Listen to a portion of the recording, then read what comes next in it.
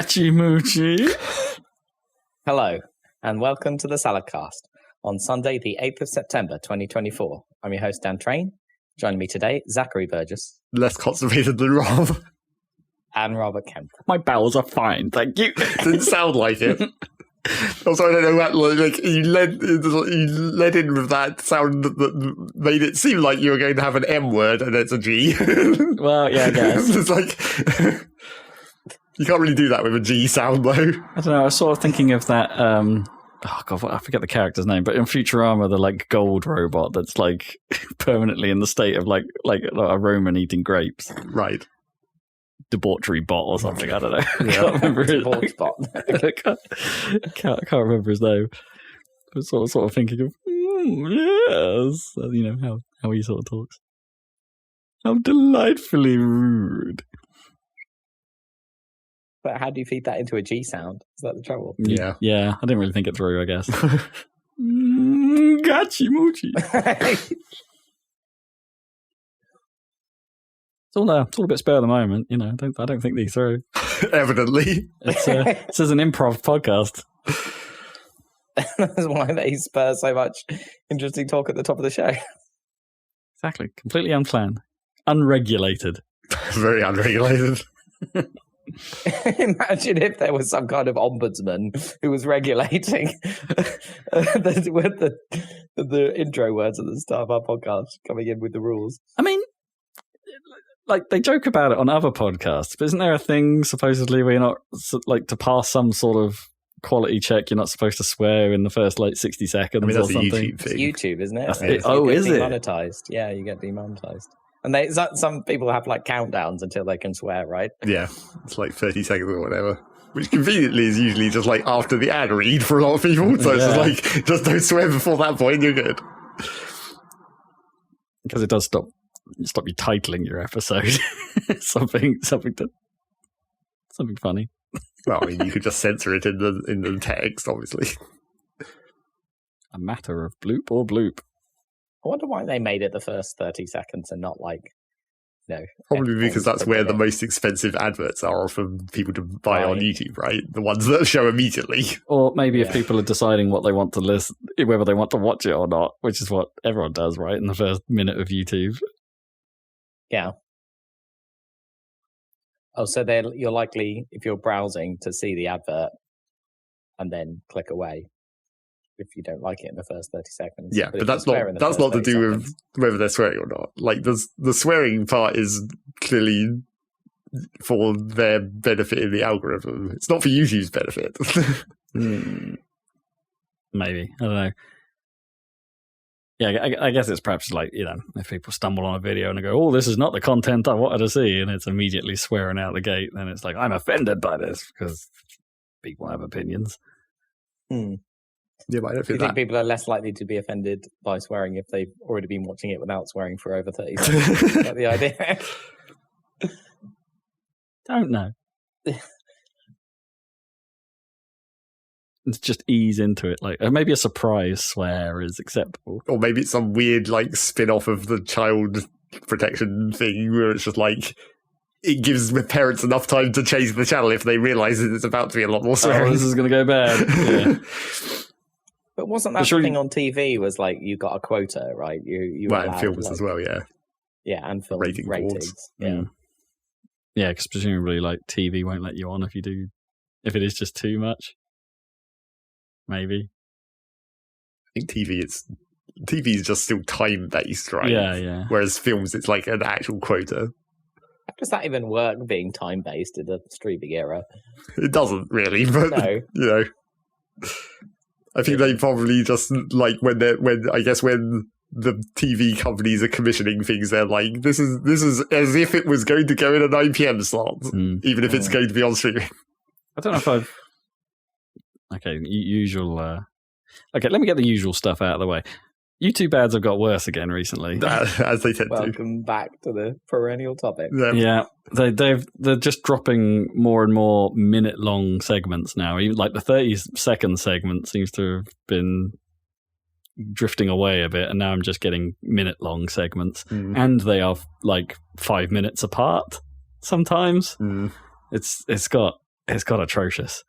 So this means, like, I don't even notice, but I don't think they've put up the price of my YouTube Premium, but it is obviously worth more over time because not having it is worse, and I don't even notice. But well, kinda. Like, so I wouldn't use that metric to define worth, right? The metric is the content you're watching and whether that's valuable to you, and which I personally don't think that's more valuable than Disney Plus.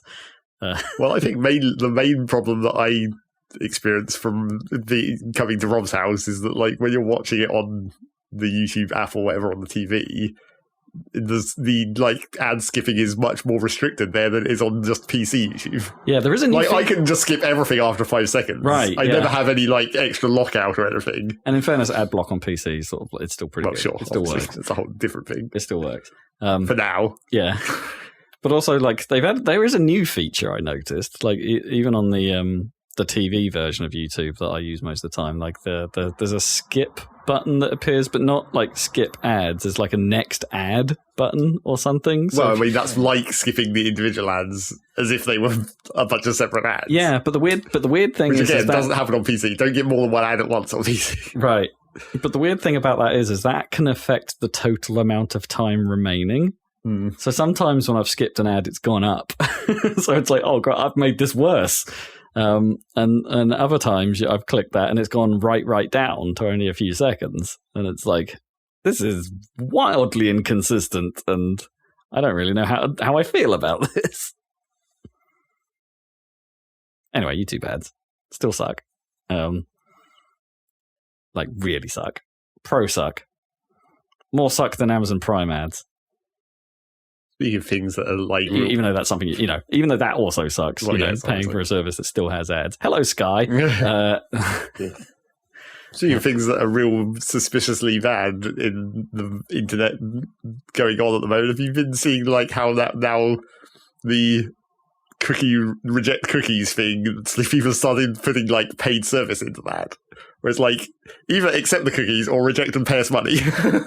Oh, yeah, no, I've seen that plenty. Really? Yeah, there's plenty of places that do that. Which is just like, how is that not illegal, really? I think it is. Yes, I mean, it's clearly a loophole that they've decided to start exploiting. Well, newspapers, obviously. Yeah. Classic. I can't remember off the top of my head, but I've definitely seen it in a few places. There's one of those, like, hypochondriac sites. Right. You're trying to look up some things or something, and if you don't accept something like that, but yeah, if you don't accept the cookies, it takes you to a shit version of the website. This is also probably illegal. Yeah, this is our not cookie enabled, and there's nothing there. Probably more illegal than making you pay money. Yeah, probably. Yeah, it's that's sketchy as hell. But it is weird how like it seems like lots of people have just started doing this all at once. It's like, has it been like someone's lawyer finally came up with a logical argument and then it like percolated out to all the other lawyers who were just like, oh yeah. Did you hear there's some talk of that being reverted? Because everyone's sick of it. That is unlikely. Well, I don't know if the word reverted is correct, but it's like the EU themselves or something are actually kind of like, yeah, we realise this is a pain. Well, it's not a pain because of the law. It's a pain because they didn't... implementation. Yeah, they didn't make the law specific enough to prevent people from being dicks about it. If it was just... having pages of endless radio buttons that you have to deal with. And yeah. If it worked as you imagine it should have, then it would have been fine, probably. But it don't. It's still... And I guess that also the problem with rejecting cookies is you don't get a cookie to remember that you rejected cookies, right?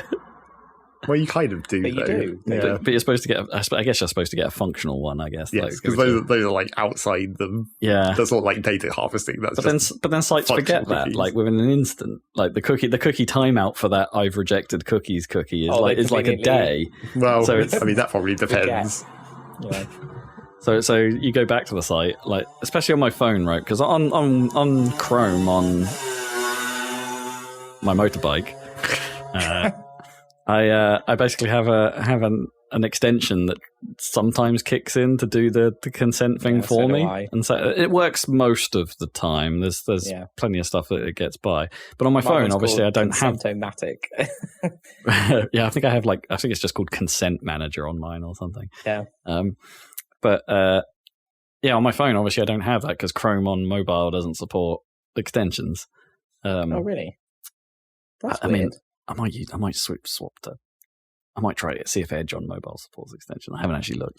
I'm actually surprised that Safari on iOS actually does support extensions. Does it? And it does work. That's interesting. My consent thing does work on. Oh, I didn't know that. On iOS. Because usually Google, Chrome on Android would be superior in that respect. So I'm quite surprised in that. Yeah, it's never been a thing. I think Firefox on Android might be okay. And weirdly, Samsung Internet is fine. that has extensions, but obviously they're all separate in their own weird ways, which is annoying. Anyway, so I get presented with it all the time on my phone, and I visit a site and it'll be like, "Yeah, do you want to reject the cookies?" Yes, I do. Thanks. And then I'll go back a couple of days later. "Hey, do you want to reject those cookies you rejected before?" It's like, yes, I would still like to keep rejecting the things I rejected. Thanks. I mean, it really should just have been. Because obviously, this would have been this would have been impossible to actually get people to do. But it should have just been a global standard in the same way that websites can have the non-scraping tags for preventing bot scraping. That you should have had the inverse of that, where you could just have a setting in your browser that just tells every website to reject cookies automatically, and it just be a ping that it sends when you access any website. That's sort of what Do Not Track was originally designed for, right? But but no one uses that. It's yeah, but that's the trouble. It's unenforceable. That's how it should work. It should just be a global toggle that you can just turn on and it automatically cancels all of them. Yeah, but no one's going to actually. You'd have to have such a strict standard for that, and it'd have to be enforced. Yeah, that's the problem. You'd need the EU to step up and be like, actually, you are breaking this. I'm going to give you a hefty fine, which is, in fairness, what they should be doing with the consent system anyway, in the cases we alluded to. But maybe they'll get to that eventually. Yeah, I don't know off the top of my head if they've ever done that. I don't know if they've ever actually enforced the cookie thing. They've definitely enforced GDPR in its other forms, but but the cookie part, I'm not sure. Anyway, that's annoying me. And also, on a similar topic, Sky. When you download something onto Sky, they really need to make it more like a download on or a stream on any other platform where you can skip to where you want to go and it downloads from there. It has to download the file sequentially. And you have to wait for it to get to the point of the show you're actually interested in, which kind of sucks. It doesn't feel very modern. No, especially if just start playing in the middle. Yeah, so I often most recently I've been trying what I don't know. I'll watch F1 sprints or the practice sessions, or not the practice sessions, the quali sessions, and if I want that, they don't really do highlight reels, particularly of those on Sky. Unlike the main events, the main race. So if I want to watch that, and you kind of do want to watch quali properly, it's kind of the way to experience that. Rather than through highlights. You've got to download this 3-hour show, which obviously the first hour and a half is just them talking about stuff, as is the way, sports. Yeah. And then so I've got to wait for an hour and a half of it to download before I can actually watch the thing. At the point where quality actually begins, it's quite annoying. It's quite annoying. They really need to modernize that system. And even though Sky need to just sort out their subscriptions. They now have an internet only provision, but I think that there's it's a little funky about how you actually can acquire it or something. You can't just go, I just want the Sky internet only one, and they're a little bit cheaper, right? If I pay for that, and it's have a Skybox, have a dish. You're trying to get rid of that, presumably. Do you have it? I think about it repeatedly, but I haven't really got a good alternative for some stuff. Did your house have a dish on it when you bought it? No, I got the dish installed. Right. But Sky will sort that out. They sorted that out. I didn't have to pay for that. So. But then technically you don't own it. Technically. That dish belongs to Sky, as does your Skybox. Although they didn't come and collect my old one. So I've still got that. Probably because it's quite old. Yeah. Classic Amstrad technology. But putting the dish on the house is like an investment, right, for them. For them, because then like whoever moves in here next will be able to get on their same service. I don't know if it's infinite money. Yeah, and I don't know if the dish is what they install is like locked to certain frequencies. I bet it is, so that you then can't reuse the dish if you want to do FreeSat or something later. Probably have to get a replacement dish, but I'm considering that, like swapping to FreeSat or something like that. Because there are times where even today, where using the internet isn't the best way to get hold of stuff. Like, it doesn't always work particularly reliably because of where you are. Yeah, I think a bit of that. And also, someone's trying to watch 4K on TV, and I'm working. Sometimes I can do things. Yeah. I don't kick up the fuss. But you notice it. Anyway, those are my technology gripes. Should I tell you about some films I watched? That's the next classic segment, as regulated in our podcast. Segment 2, films. Film and TV. So, okay. Bear with me for a second. I haven't had a huge amount of time to play games over the last 2 weeks. And for a couple of nights, I was doing the solo parenting thing. While Gnome was... Gnome's much better at that than I am. Let's put it that way. So when I do it, it's like it's like, right, I know I've got to dedicate my evening to this. I need something on, like I can watch TV at most, and I'll put something on in the background that maybe I don't care about that much. But so my choices this time round for this last 2 week period were the combination of Titan AE and Treasure Planet. Oh, classic combo. Yeah, the same film. Yeah. Another one of those situations of movies where it's like they weren't that close though. I don't think. No, I think there was a fair gap. Yeah, like I think the Disney one came out like maybe a year or two later. But not like Armageddon on Deep Impact or anything. Yeah, that's the classic, isn't it? Yeah, but it was still surprisingly close. Right, they must have been in development at the same time. Yeah, presumably. I'll try and look that up in the background. But yeah, they are two animated films with CG influences in the early noughts of basically reworks of Treasure Island, right? Boy mysteriously gets map, follows map to treasure, betrayal. Space pirates. Space pirates, yeah. I mean, Treasure Island the original doesn't have space pirates. They're just regular pirates, yeah. And then, like, in principle, they should be like two different takes on it, but they're kind of not. They are very similar, like in the sense that Titan AE is taking a slightly more realistic bent in that it's like a bit harder sci-fi, I suppose. Like they seem to suggest the idea that oxygen is a thing, which Treasure Planet really doesn't. It's like everyone can just breathe in space. It's fine. Yeah, those are two I would put in the. Those are two not great films. No. They're kind of weird. Like Titan AE has some animation stuff going for it. Like they make bolder choices in places, and I guess they're like it's Don Bluth, right? So yeah. Was it? Is it never? No, the one. What was the one with the dinosaurs that he did? He did that they did 1 billion of. Land Before Time. Yeah, that's it. That's a Don Bluth joint, right? So it's got some. I don't know if they rotoed a lot of it, but it's got that sort of roto feel, right? Like it's real performances that they may have actually like then tried to just draw over. But there are some times where it looks pretty great, and sometimes where that looks real jank as hell and doesn't quite work together.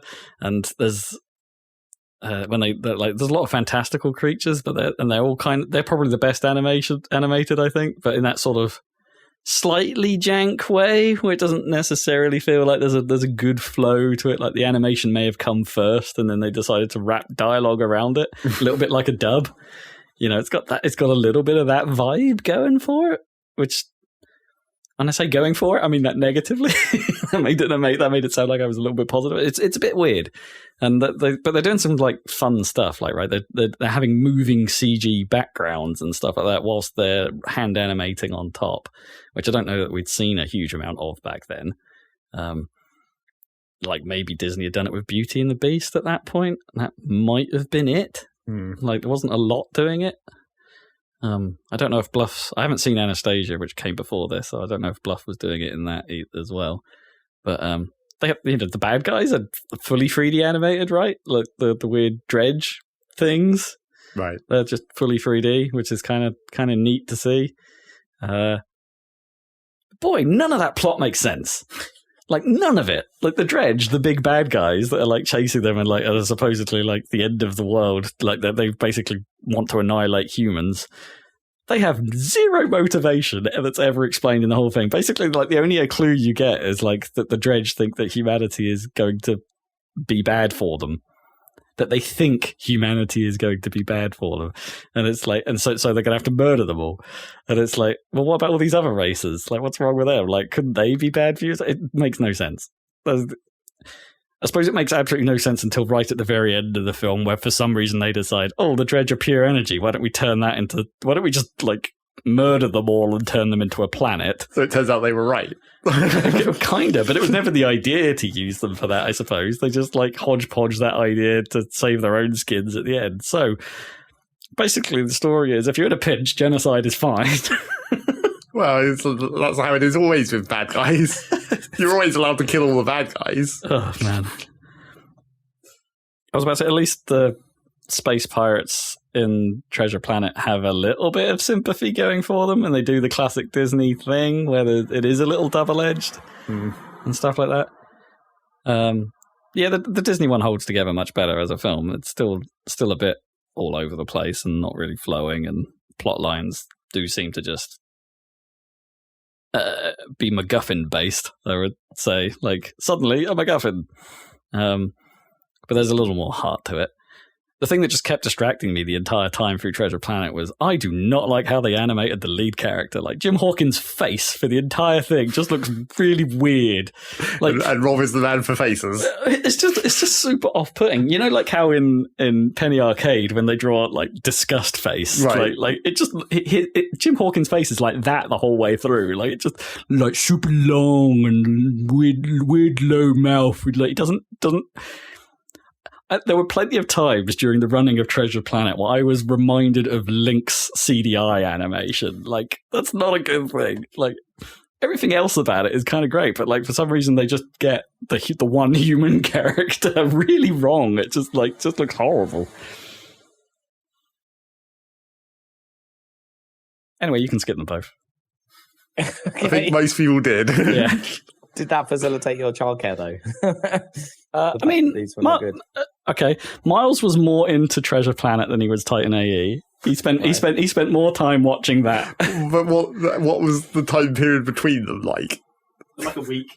Okay, so do you think he had any remaining influences between them? Was he like, I've seen enough of this Treasure Planet malarkey? I think he thinks out of TV in general. Like he just will zone into it for a bit and then go, "No, I'm done with this."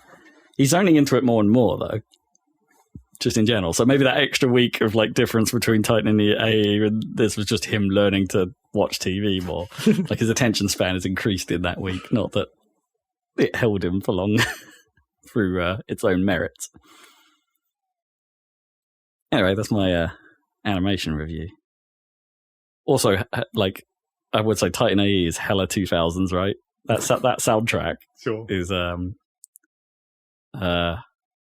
like a bit cheesy new metal, but not really new metal. I don't really know how to describe it. It's just bad. It's just bad, bad like 2000 teenager rock. Like, speaking of hella 2000s, this is a totally separate topic that I just wanted to bring up outside of what I've been playing because it's related to Rocket League.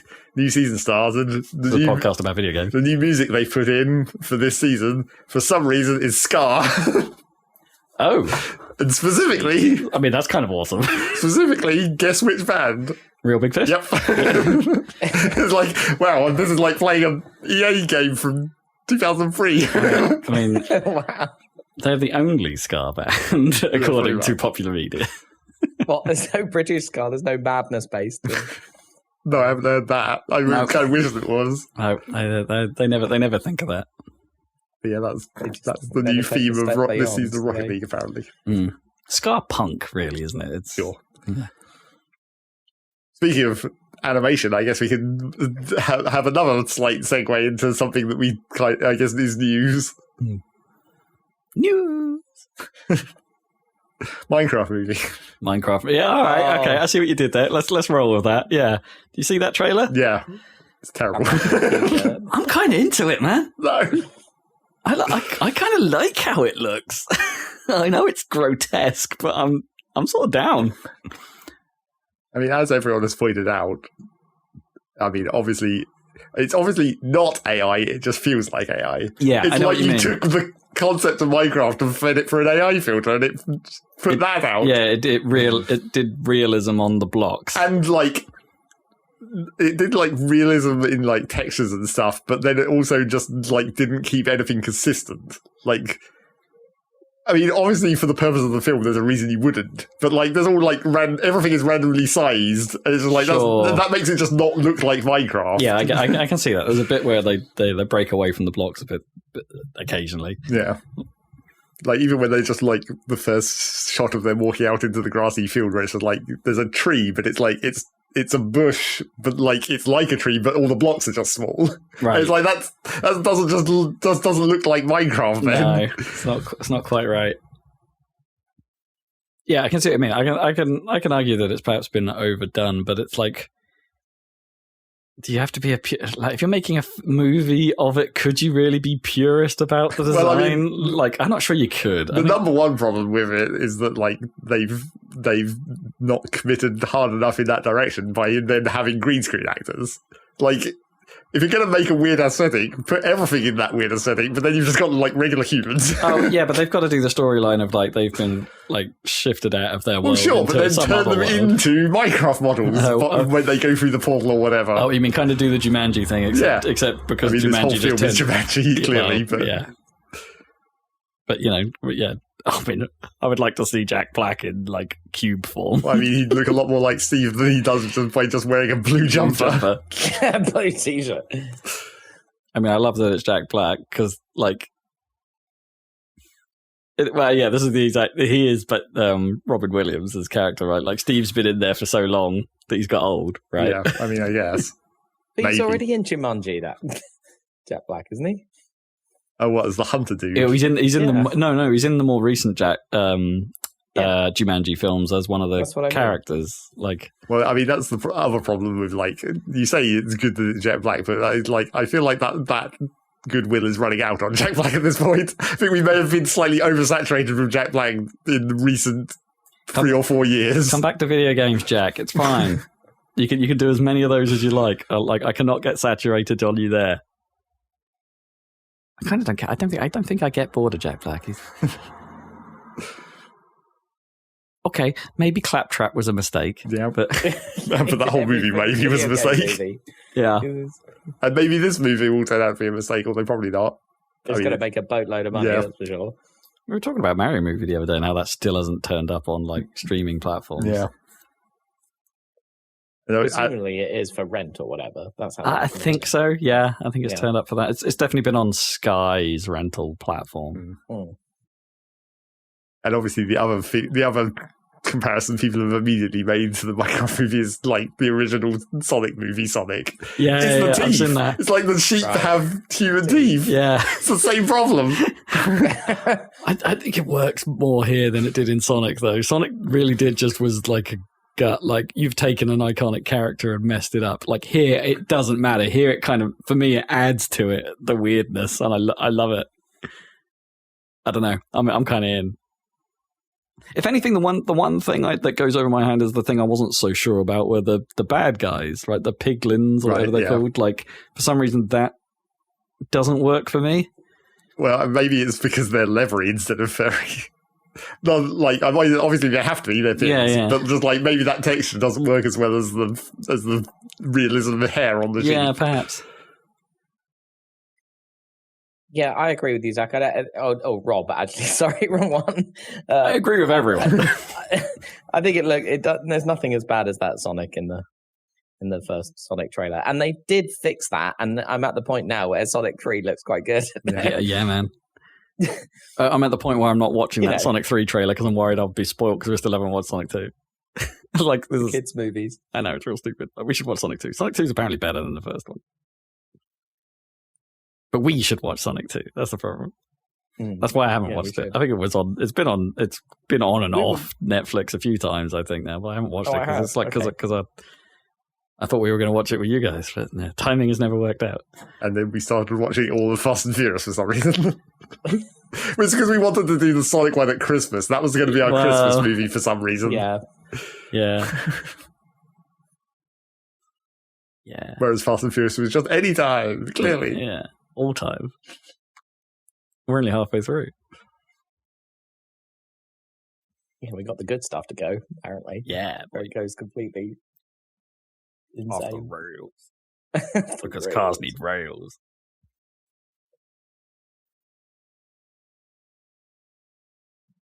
I think that's probably all there is to say about the Minecraft trailer. Because there really wasn't much to it as well, anyway. No, there isn't really any plot, just that it's... The only thing we've really gathered from it is that it is that little bit slightly tedious. The Jumanji thing, right? Yeah. People, they didn't try and do a... Well, it's going to be hella obvious, like, how it's going to play out. They're not doing anything fancy, probably. Yeah.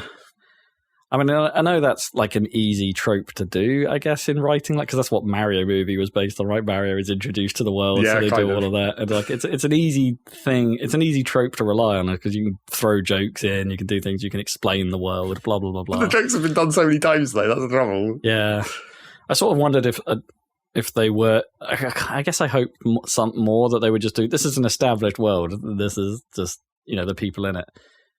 I've seen a lot of people like coming to the like, hey guys, that Minecraft Telltale game was all right. I mean, they're coming out of the woodwork at the moment, but like, I don't know really what the setup for that was. Was that the same as well? Like people thrust into the Minecraft world unexpectedly? Or? I don't know specifically. I don't, because I didn't play it, and I don't think I've seen enough of it. I've seen bits of it because I remember like at one point in the later parts of that, it gets into like the like meta of the Minecraft world being like a game, and like YouTubers with their actual skins start showing up, and like then you can enter the cheat codes, basically, that sort of thing. Oh, that's kind of funny.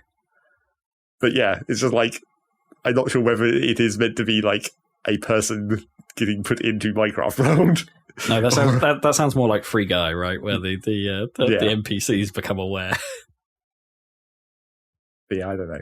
Like I people seem to dislike that a lot for some reason, but from what I've ever seen of it, it seemed perfectly fine. Yeah, I don't know that I've heard like too much about it. I think Telltale in that era were kind of struggling a little bit off the success of Walking Dead, right? Sure. Everyone thinks that was great, and then anything they kind of did following that wasn't as good. But still, that doesn't mean it's bad. But I think they perhaps got a bit of a slightly worse reputation than they deserve because of that, right? And of course, there was the meme reason of people hating it, where it's like, wait, they have elbows. Minecraft people aren't meant to have elbows, right? Yeah,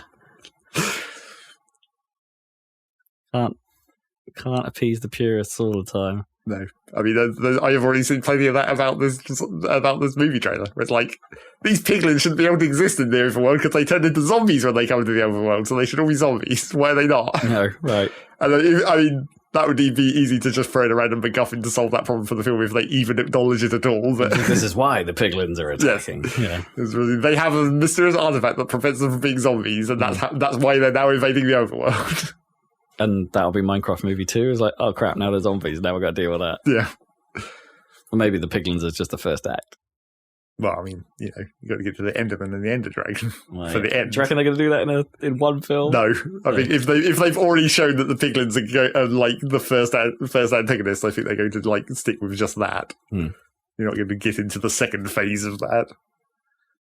That will be a Minecraft movie 2 thing, because obviously, convenient sequel bait. Got to franchise everything. You go into the Nether and you get the stuff that allows you to make the end portal. That's how it works in the game. I'd be like, whoa. Jason Momoa and Jack Black at the same time will just look at it and go, "Whoa." Probably. Also, what's the deal with Jason Momoa? Like, it doesn't like. I mean, all of those people's outfits are ridiculous. Yeah. And, like, people have been trying to give it major benefit of the doubt, I would say, of being like, what they're doing by having everyone wear ridiculously random clothes is essentially like Minecraft skins, where it's just like, because the skins in actual Minecraft are just like weird and random, like, here's a tennis player, here's a guy in a tuxedo. It's like, so they're kind of trying to reference that clearly, and it's like, I don't think that's the case. Yeah, I don't know. It is odd, isn't it? Like, just that the costumery feels weird. Yeah. It's like when Barbie escaped Barbie Land. Yes.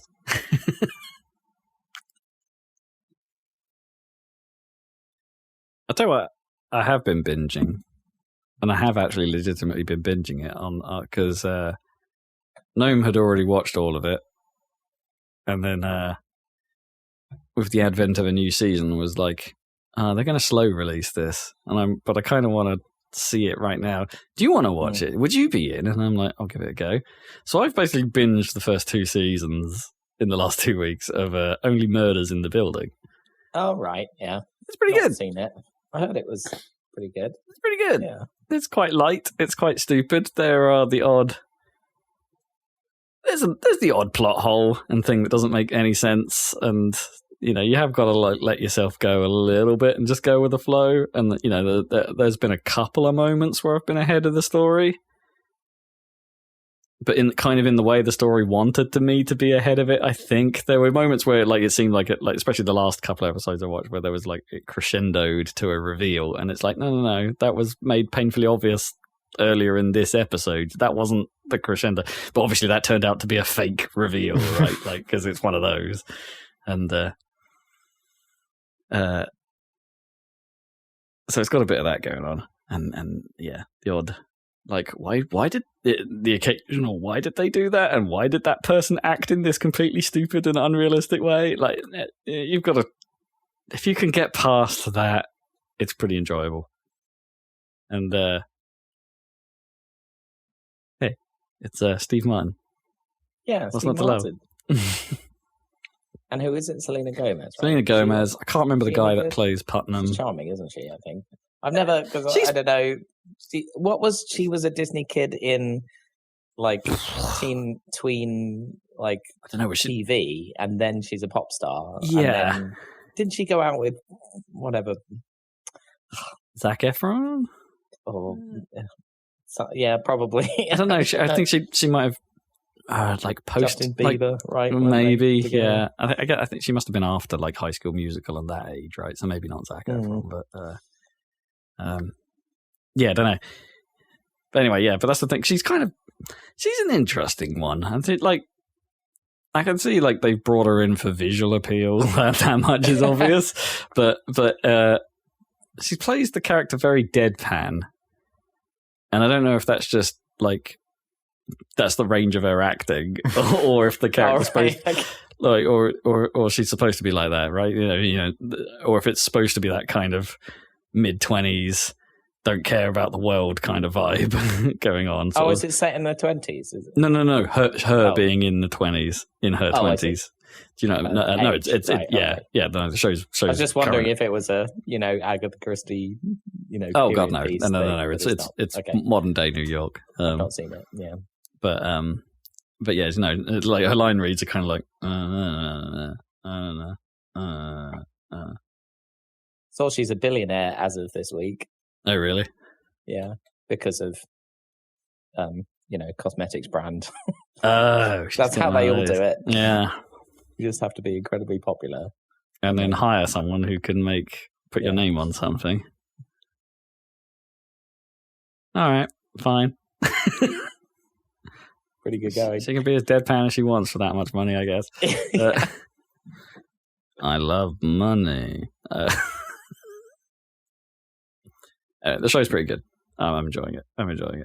Gnome said I probably won't enjoy this next season very much because it's all the murder happens in a theatre, and one of the characters is an old theatrical director, and is possibly the most annoying part of the show. But he's actually one of the core characters. So it's just like, he's one of those, sort of like overplays that, it's a bit. What am I looking for? A bit cliched theatrical. You know what I mean? So everything's over the top and. He wants it in his own certain weird way, and it plays into all of that. And sometimes that's funny, but a lot of the time that's just like, what the? Shut up, dude! You're weird, and not in the fun way. Anyway, I'm enjoying it. It's pretty cool. Paul Rudd just died, so it's fun. But he doesn't age. How could he die? Yeah, poison or something. Don't know. There was a joke in Deadpool about Paul Rudd finally aging, wasn't there? No, was yeah. That's it. You should definitely watch that, although streaming is fine. Yeah, it will turn up on Disney soon. Yeah, exactly. I don't know if I've watched any TV. You were watching The Bear, right? I'm now. I've only watched the first episode of season 3, which. So that one, oh my god. You're going to need a montage. Oh, man. Jeez. I mean, I like that they have the balls to go that hard with it. I guess. But, it's too long. It was too long a montage. It could have been achieved in a few minutes rather than a whole... the music started to get on my nerves because they basically use the same motif. It isn't the same music all the way through, but it kind of is at the same time, right? It's evolving and moving, but it is the same music pretty much. It's the same one piece throughout this 40-minute bloody montage. I think it's 20 minutes, but still, that's the whole episode. Oh, I don't know. I think it felt freaking long. Yeah, I mean, if you're going to have a 20-minute montage, it's going to feel like 40 minutes at least, right? Yeah, I don't know. It seemed unnecessary, and I'm not sure that first episode really fits the Bears vibe, but I appreciate they had the balls to do it, but I'm not into that. I'm just saying. I think it was somewhat too much. Yeah. So I'm definitely not necessarily feeling the third season. I didn't actually think the second episode was much better, frankly. So but we'll see where it goes, I suppose. Yeah, I mean, I'm hopeful. Please stay good. Please stay good. I mean, that first season was great. It was great. Please stay good. Bears. Bears. Speaking of a phrase from the middle of your sentence that you were just talking about, speaking of One Piece, the BBC has it. Wait, what, really? Or 1,000 or so episodes of it. They've got all of it? I don't know if it's all of it. But they say more than 1,000. So if you want to watch One Piece, get on the iPlayer, I guess. Yeah, episode 1 of season 3 of The Bear was a 37-minute episode. Wow. Really? Yep. But hey, that means they've got more One Piece than Netflix. Yeah, I wonder what the licensing is like for that. Have you seen how many people have done okay, this is a parenting question, so your answer will be no. No, right, okay. But have you seen how many people have done the children's bedtime stories thing that BBC does? Oh yeah, that's quite famous. Oh right, I know what you're talking about. So many people. Yeah, that's cool. Tom Hardy has 3 of them, which look really no one would say he's just sat in the garden during the daytime with his dog occasionally coming up to him while he reads a night story to kids, and it's terrifying.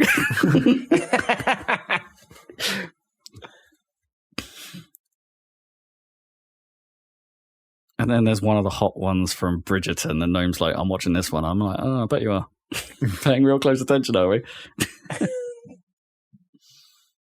I mean, that is the point of Bridgerton. Yeah. You don't even need to watch Bridgerton. You just watch the cast in other things. Yeah. Yeah, I got there's loads. There's loads. We watched the Matt Berry ones because, of course, you did. There's the occasional Matt Berry shout. So it was worth it. I don't think Miles was paying attention, but I was. What We Do in the Shadows. I think there'll be another season. Oh, I hope so. Starting Love that thing. Halloween. So I'm I think I've caught up now, but yeah. It's one of those shows where, it's one of those shows where I really enjoy it while I'm watching it, but for some reason I don't naturally go, yeah, you know what, I really fancy watching that right now. But when totally, yeah. When I'm actually watching it, I'm in. But like, it's just, yeah. Is this an example of the draw? Like, it doesn't have the draw, but I enjoy it nonetheless. It's true. Bat. Human form. That's my favourite. He doesn't do that very often, but when he does it, that makes me laugh. That's so stupid. You know, you don't have to say that. Brilliant. Man. That's the TV section. And we tried to segue into video games with Minecraft. Well, it was half news, half video games. Hey, do you want some other like random happenings in life? Well, that was going to be the first section. No, we've kind of meandered. Regulators are not happy. No, we've broken the pattern. Very upset.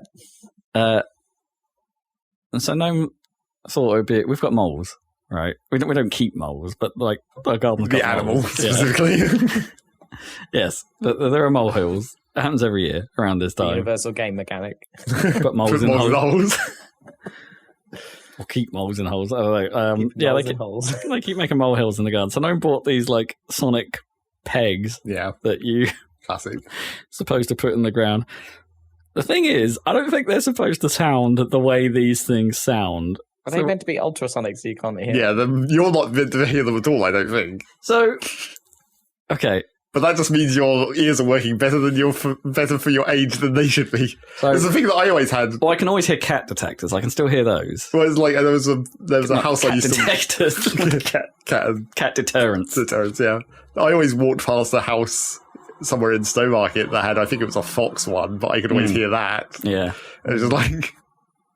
That means my ears are still good. Good enough, yeah. Because clearly the old people who evidently live in this house can't hear that. Bothered by it, yeah.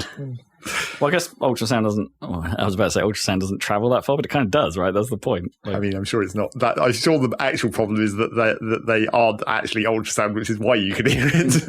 Yeah. They're probably just not actually working like they're meant to. Yeah, there's probably some resonance or something. Anyway, so these things... like I got some red flags when I Gnome ordered them or asked me to order them off Amazon, and I looked at them and realized like, how Chinese is this? Very. That's the red flag number one then. Yeah, and yeah, but then I sort of was reading through the description of these things, and they were like, oh, this is. It said in the title ultrasonic, but then you read through and it's like these emit a low frequency pulse, and I'm like, wait, hold on, the opposite of ultrasonic. This doesn't make sense. I only started reading these after, like, the morning when they arrived or something. I was just sort of, because Gnome turned a couple on, and the noise they make is basically neither. Like, it's neither low frequency or ultrasound. They basically sort of sound like if do you remember one of those like Tiger Electronic games and the sort of beepy noises they kind of make? Right. Now imagine the batteries dying. Right. Yeah, I know what you're talking about. That's what they sound like. And so there's 4 of these things. Each of them play a different descending note, like bent down note. Apart from one, which is mildly flat. So, like, they're almost in key, which is great. So they're sort of like, nah, nah, nah, nah. And they all they're not perfectly in sync. Right. They all operate on slightly different times. So after a while, they're like, but it's like, okay, there's 2 things that are going to happen. Either we can't hear that once they're in the dirt, or these are fundamentally hilarious and fucked. Yeah. We're going with that second option. Yeah, it seems likely. And then like dove a little deeper into that Amazon listing, and it's like, well, okay, it's only 3.5 stars, which should be like middling, right? But on Amazon, that means awful. Yeah. Yeah. And also, like, a couple of people have posted, this sounds like a dying sheep. So I don't think maybe moles really don't like that sound. Maybe not, but I don't think we dared put them in the ground. And there's the funniest thing was like in some of those reviews, there's a picture of the pole and then a molehill right next to it. Yeah, of course. So you're going to go on a Jasper Carrot style campaign against this mole? It's just going to be a shotgun. Boom, ba-boom. I remember my dad doing that once. What, shotgunning moles? Yeah, going on a campaign against moles in the garden, though. I don't think like whack-a-mole really works like that, unfortunately. It's not nearly as fun. I don't really know like how you do it. Do you fill the hole? Do they leave much of a hole behind them once the molehill is? Like, what do they even do? They like pop up and just leave, and then. Well, there's tunnels, obviously, and depending on whether it's the part that they live in, those tunnels may be permanent or they may be slightly more temporary. You need a way to sort of collapse. But the whole point of molehills is that like that's the dirt that they're bringing out of the hole. Yeah. They don't want that stuff. Yeah. Just an exit somewhere on the route of the tunnel elsewhere, maybe. They're not necessarily exiting there. Well, they don't really exit at all. They just live down there. Yeah. So I don't really know how you combat it. Like, well. Or humanely. Well, I mean, I don't know if this is a great idea, and I don't know how effective it is, but one of the like old school ways was you just take it like a gardening fork, like the classic, like a shovel-sized gardening fork, and just stab it where the tunnel would be to just like gate them off, and then that discourages them from trying to go that way again. Interesting. But I don't know how effective that would be. Probably not very. I saw a video online of someone pouring gasoline into as you do, into an ant's nest, like under his lawn in his garden, and then of course igniting it, and so it's just like his entire like lawn just explodes. Nice. You get enough petrol down there to actually like get in all the tunnels. That's impressive. I guess he did, unless it was just the fumes coming off the petrol or something, maybe. Whatever he was using. But yeah, it's pretty funny. I enjoyed that. Probably won't try that. Not in a mole tunnel. That's even more volume. Well, it might mean that the whole ground doesn't go up. It might just like come out of the mole. Flame jets. Welcome to the Thunderdome moles.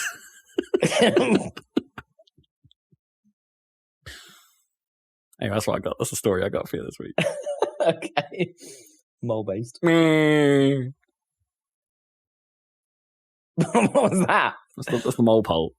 The mole sound. The mole pole. Dying sheep. Right, what video game news we actually got? There's a few things going on. There's a few things. No, I mean... So, what's the deal with this? Sony seems to have an up and down week, right? Yeah, mixed bag, I think it's fair to say. Yeah. I mean, Astrobot's killing it. Let's start with the good, right? Like, might be game of the year. As far as the critics are coming in. Scoring game this year, potentially like a true rival to a full-blown Mario kind of game. Well, sure, but let's look at it from an industry perspective here. This is a super highly critically acclaimed, not live service game that is complete out of the box. Single player, complete out of the box game, runs beautifully, and also gives Sony PlayStation a mascot, and not that the character didn't exist before, but at this point it's like, well, yeah, it does now, but it's a thing. Yeah. I mean, they've basically Nintendo'd themselves. They've got that. They did it, right? They finally did it. Yeah, they did it. And good for them. I just hope this actually sells well, right, and helps try and discourage Sony from their live service. Push. Well, I think the other story is going to do that for them. Well, yeah, he's hoping, because, like, again, this year, mixed bag for Sony on live services alone, right? Success with Helldivers, complete and utter failure with Concord. Well, yeah, but Helldivers is, I feel, much more, like, side to Sony rather than... Yeah, I get the feeling like, well, Helldivers 1 wasn't a Sony project, right? And then it was like Helldivers 2 was brought in, whereas I think Concord was entirely in-house, right? And so Concord has been taken offline nearly 14 days after it officially launched. It very nearly managed to come out and then get shut down between our podcasts, but not quite. Well, it came out slightly before our last podcast. Yeah, it sort of did. Which is, that's a boy. How do you even like, is it the game, like, first thing I have to ask myself and something like that, is it the game's fault? And it's like, I'm not 100% sure it is, like, in the sense that it seemed fine, right? Like, the people playing Concord didn't, or the reviews for, like, what it was actually like as a game, they didn't seem bad. The only, like, real problem is that it wasn't as good as Overwatch 1 was, right? And it's like, and that's the bar to wherever each of these games all seem to be held. And, like, Overwatch 2 isn't really holding much weight these days. So it's like, well, what do you do? Like, can you come out being just fine in that space? Well, because the problem with that was, like, even before it came out, right, the media kind of started dunking on it from day one. Well, like, I started dunking on it from day one in the same way. Where it's I mean, everyone did. Like, I think everyone kind of had a feeling. Obviously, there's the whole, like, overarching industry thing where it's like Suicide Squad had come out and everyone was like, Suicide Squad. No, wait, it's Suicide Squad. Suicide Squad : stuff. But Kill the Justice League. Kill the Justice League, yeah. But that had come out and everyone was like, maybe live service is done. And it was like, but then, you know, that at that point in, like, Concord's development, that wouldn't affect any decisions. No, because Suicide Squad came out before I think Concord was revealed as what it was. Yeah. And obviously, people, you know, they'd be working on Concord for however many years before that. Yeah, it's not like they just shit this out instantly. But at that point in general, it was feeling like it felt with battle royales at the end, where it's just like everyone is trying to jump on this bandwagon too late. Like the Battlefield, when they announced that they were going to do battle royale mode for Battlefield, and everyone was like, "What? What are you doing? Yeah. This is like 5 years too late." It's like, you've got your niche. Keep making that better, please. So yeah, I mean, I feel like that everyone had that sensation, but then obviously the other problem with Concord is they tried to charge money for it. Yes, which really compounded the failure. I mean, was that such a big deal when Overwatch came out? Because I think Overwatch was a full price game. Right? Overwatch was like the start of this trend, not the end of this trend. Yeah, I guess you're right. I suppose PUBG, right, at the start of Battle Royale, that just straight up charged you. Yeah, that was just a regular game. Yeah. But on the other hand, in terms of the trend, like, Valve are doing it, right? Obviously, they're not charging for it, and they're doing it. Yeah, Deadlock is a hero shooter as well. Kind of, but their one is leaning on the MOBA side more, which is true. Slightly different space. Monday Night Combat. We only wish it was that good. Well, from our perspective, we only wish it was that much less MOBA. Yeah. Like, I'd probably be more enthusiastic about the concept of... I mean, Super Monday Night Combat was that, right? That was more MOBA. Yes, and that's where it went wrong for Monday Night Combat. That game was alright, but yeah, it wasn't as good as the original. I'd be more enthusiastic about Deadlock if it was less MOBA and more Monday Night Combat. Because I just don't have any... That whole genre has just never appealed to me. But Deadlock's beta performance really didn't help Concord, right? Just the comparison at the same time. The optics, right? Yeah, of like how many people managed to play are in Deadlock's closed beta. Well, like invite for a beta definition of closed, yeah. Yeah, like very. I mean, I've got an invite to it that I haven't even so used. Have I. Yeah, very open invitational closed beta versus Concord's open beta. Kind of nuts, though, right? Like, it absolutely blew it out of the water early. And then it launched, and then had absolutely dismal uptake. And that's all you can really say, really. Like, no one cared. There is, like, huge question marks over whether they'll bring it back. Like, the studio statement and Sony statement was pretty vague. I mean, everyone expects them to retool it for free to play. Oh, yeah. But games have done that and stayed up and running before they figured that out before. They haven't just closed it. I guess, like, closing it and gives them a chance to remarket it, I guess. Well, and apparently they need to do all these refunds, so they probably wanted to, just hardline make it so no one can get this anyway, and then we can deal with all the refunds, and then we'll re-release it as free to play. Yeah. I mean, that's the other side of the argument, right? Did the marketing for this game really land? Not really. Was the Guardians of the Galaxy setup followed by, oh, by the way, it's a hero shooter, a particularly smooth move? Well, it might have worked if it had just been a better Guardians of the Galaxy rather than the really obvious sort of base Guardians of the Galaxy. Yeah, almost a one-to-one map. Yeah. Right? They'd actually tried to be a bit more smart about that. I mean, I was watching that trailer thinking, yes, okay. Having played Guardians of the Galaxy, that last Guardians of the Galaxy came in thinking that was good. A bit of me was like, okay, yeah, I could be into this. Yes, okay, I see your point. Everything you're doing that. And then when they said, and it's a hero shooter, I was like, oh. My immediate reaction was not one like, oh, and it's a hero shooter. Woo! It's finally something to replace Overwatch in my life. After Overwatch 2 disappointed me so. It's just been... It was just like, oh, it's not a Guardians of the Galaxy. Oh, it's not a nice... You've done all this narrative stuff. Oh, it's not a narrative game. Oh.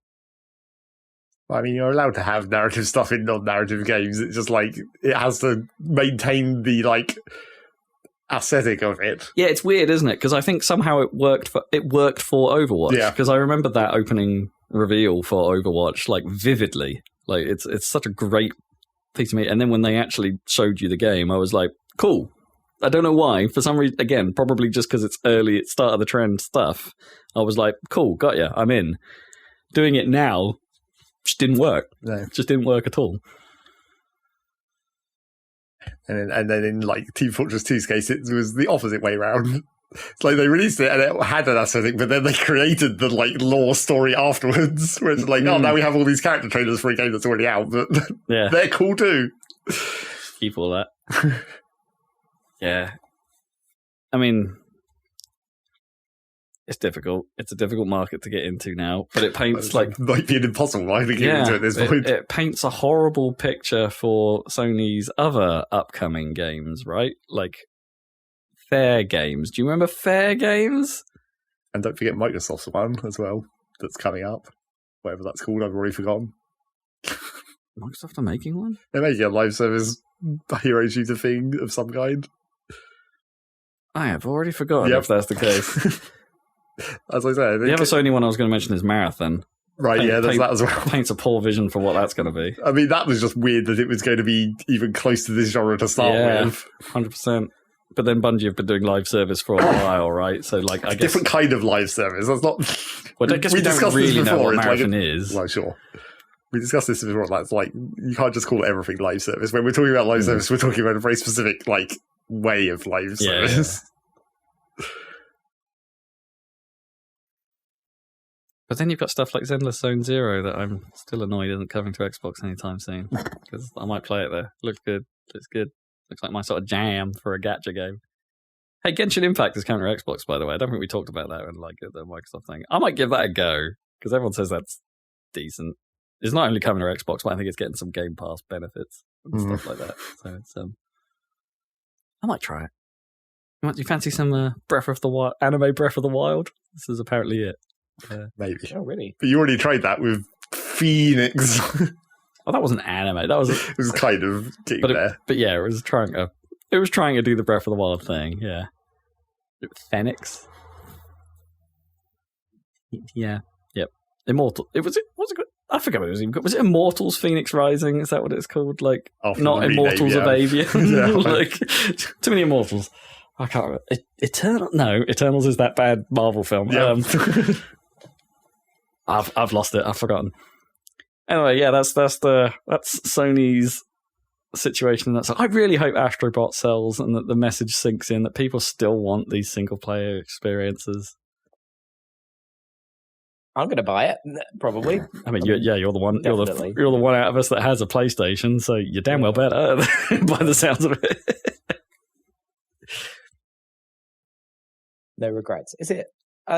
I'm guessing they're like 70 quid or something. What's the price these days for games? Yeah, that's probably the. Oh, I don't know what the UK equivalent is. $70, right? Let's see. 60 quid. Yeah, that sounds about right. That seems reasonable. The other thing that, like, Kotaku wrote a pretty good, like, sort of... Kotaku have been pretty good with a couple of their opinion pieces recently. I just want to highlight them. Like, the one they wrote about Astrobot is quite fun, because it's like, yes, it's an excellent game. Boy, does it point out the problem with the current era of video games, that there's really nothing to feel nostalgic or good about this generation. Like, because Astrobot highlights all the stuff that came before. But there is, it's just freaking Breath of the Wild.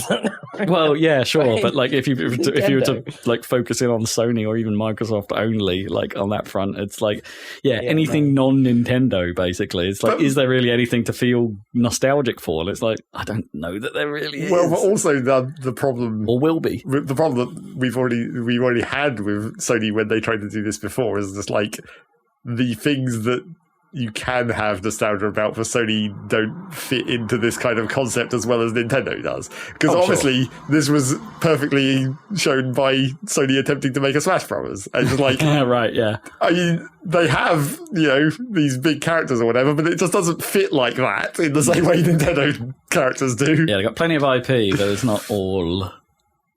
You can be nostalgic about Nathan Drake or whatever, but like that doesn't. You can't just mash him into a fighting game just like that. He's still just a dude. Yeah, it's the just a dude problem, right? Yeah. So, an aside here, my friend that I'm introducing to video games, but I started with Breath of the Wild. Oh yes, yeah. Anyway, and she's had like a long commute more recently, like literally on the National Express from London to Cardiff, 20 miles. Do you sing the song every time she mentions it? So she's now 150 hours into Tears of the Kingdom or whatever, like, and then she's like, I think if she did Ganondorf or whatever, I think she spends a lot of time on that. She's finished it before you did. Yeah, way before I did. I still haven't finished that game. Yeah, but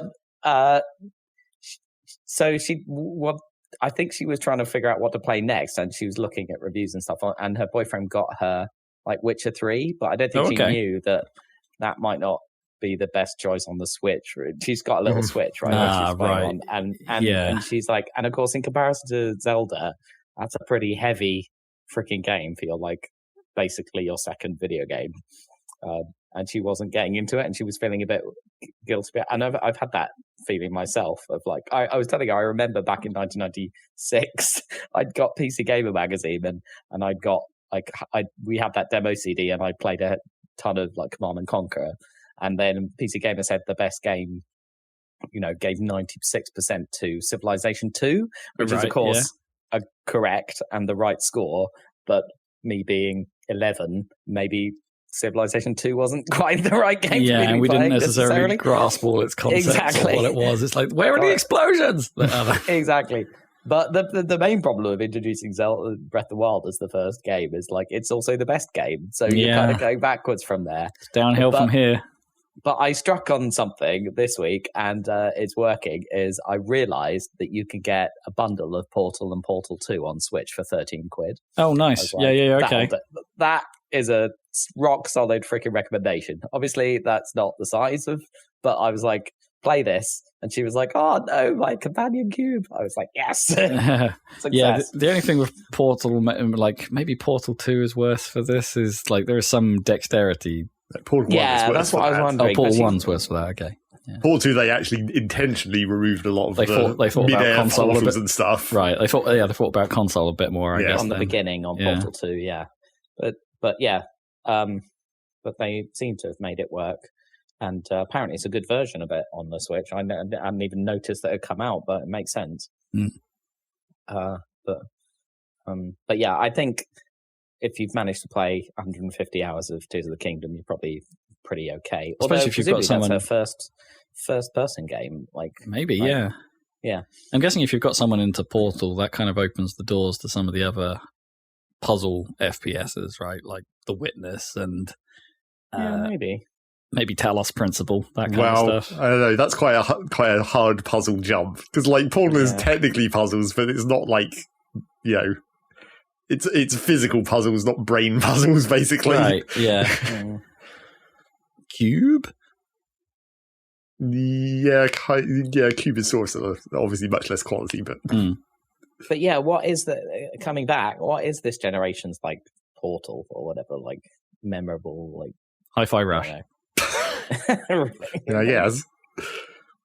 I mean, I guess you could argue Super Mario Wonder, right, might be this generation's best game, but ignoring the Zeldas. But you need to play that, by the way. I do. I know I do. I'm just trying to wait. I'm just trying to find a copy that's not Nintendo taxed quite so badly. Like catch it at a good moment. Reason.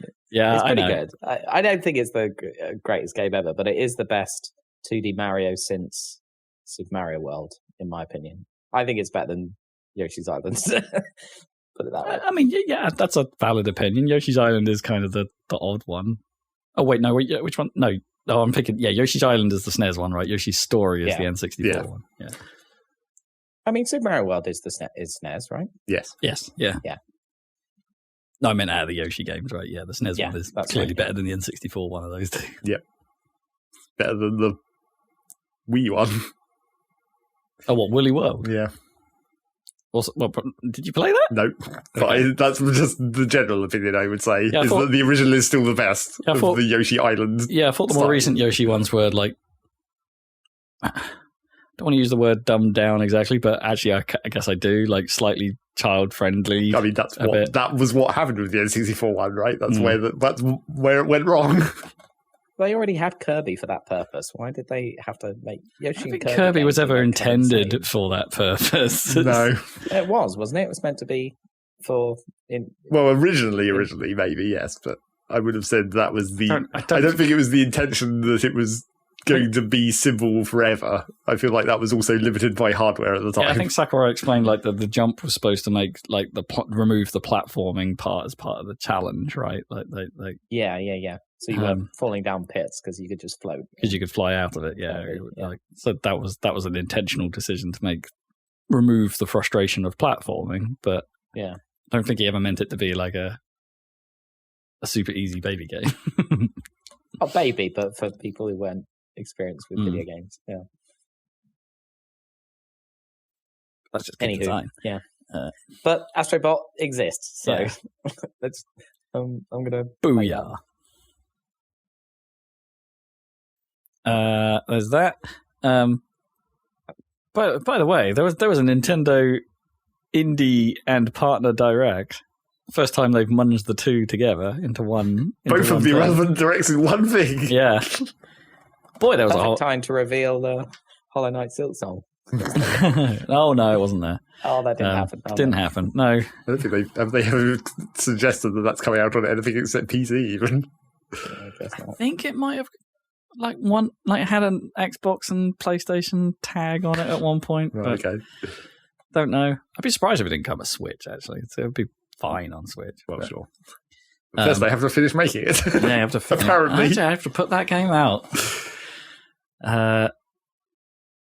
I'm slightly worried now that like because the first Hollow Knight game wasn't small; it was pretty enormous.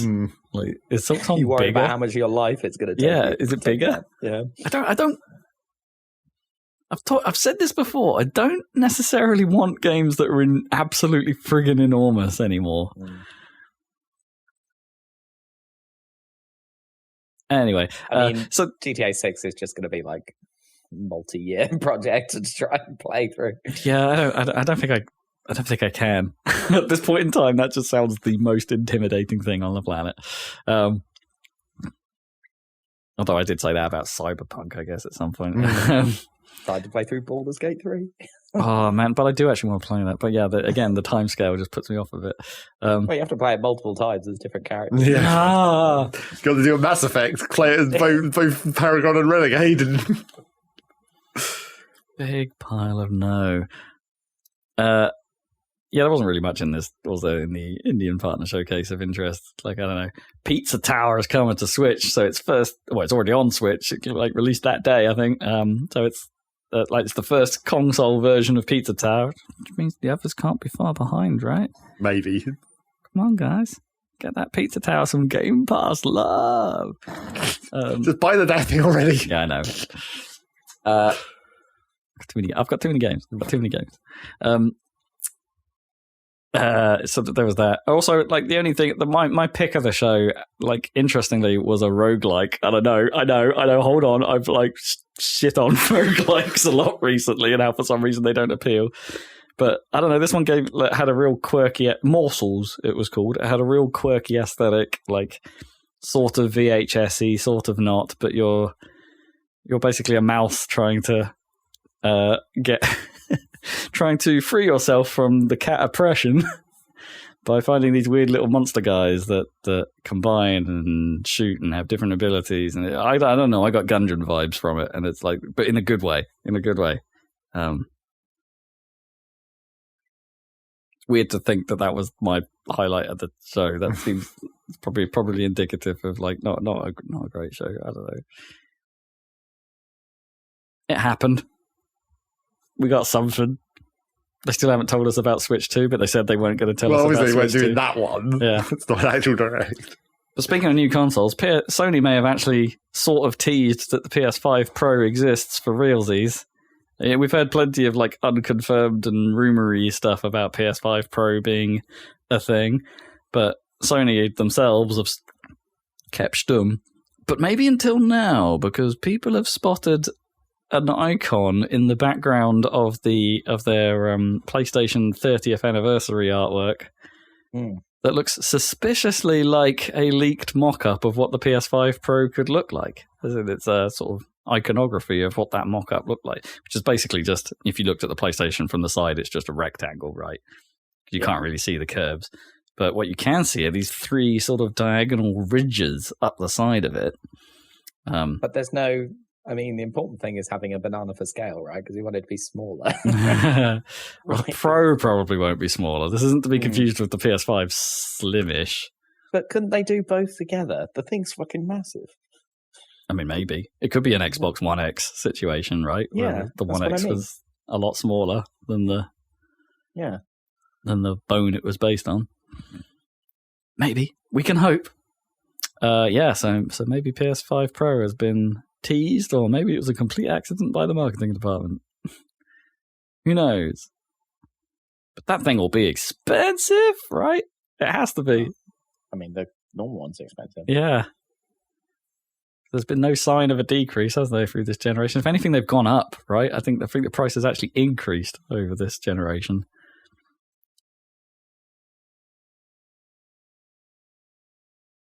That's all I've got for news. Time for what you've been playing. Zachary Burgess. I've been struggling this last 2 weeks to not start anything new. Is my own problem, because Satisfactory's coming out on Tuesday. Oh, okay. And I'm like, preparing the ground. I can't possibly, because the thing is, like, this week I've for some reason just been like, I really want to play Space Engineers again, but I can't possibly start playing that now. Gotta resist.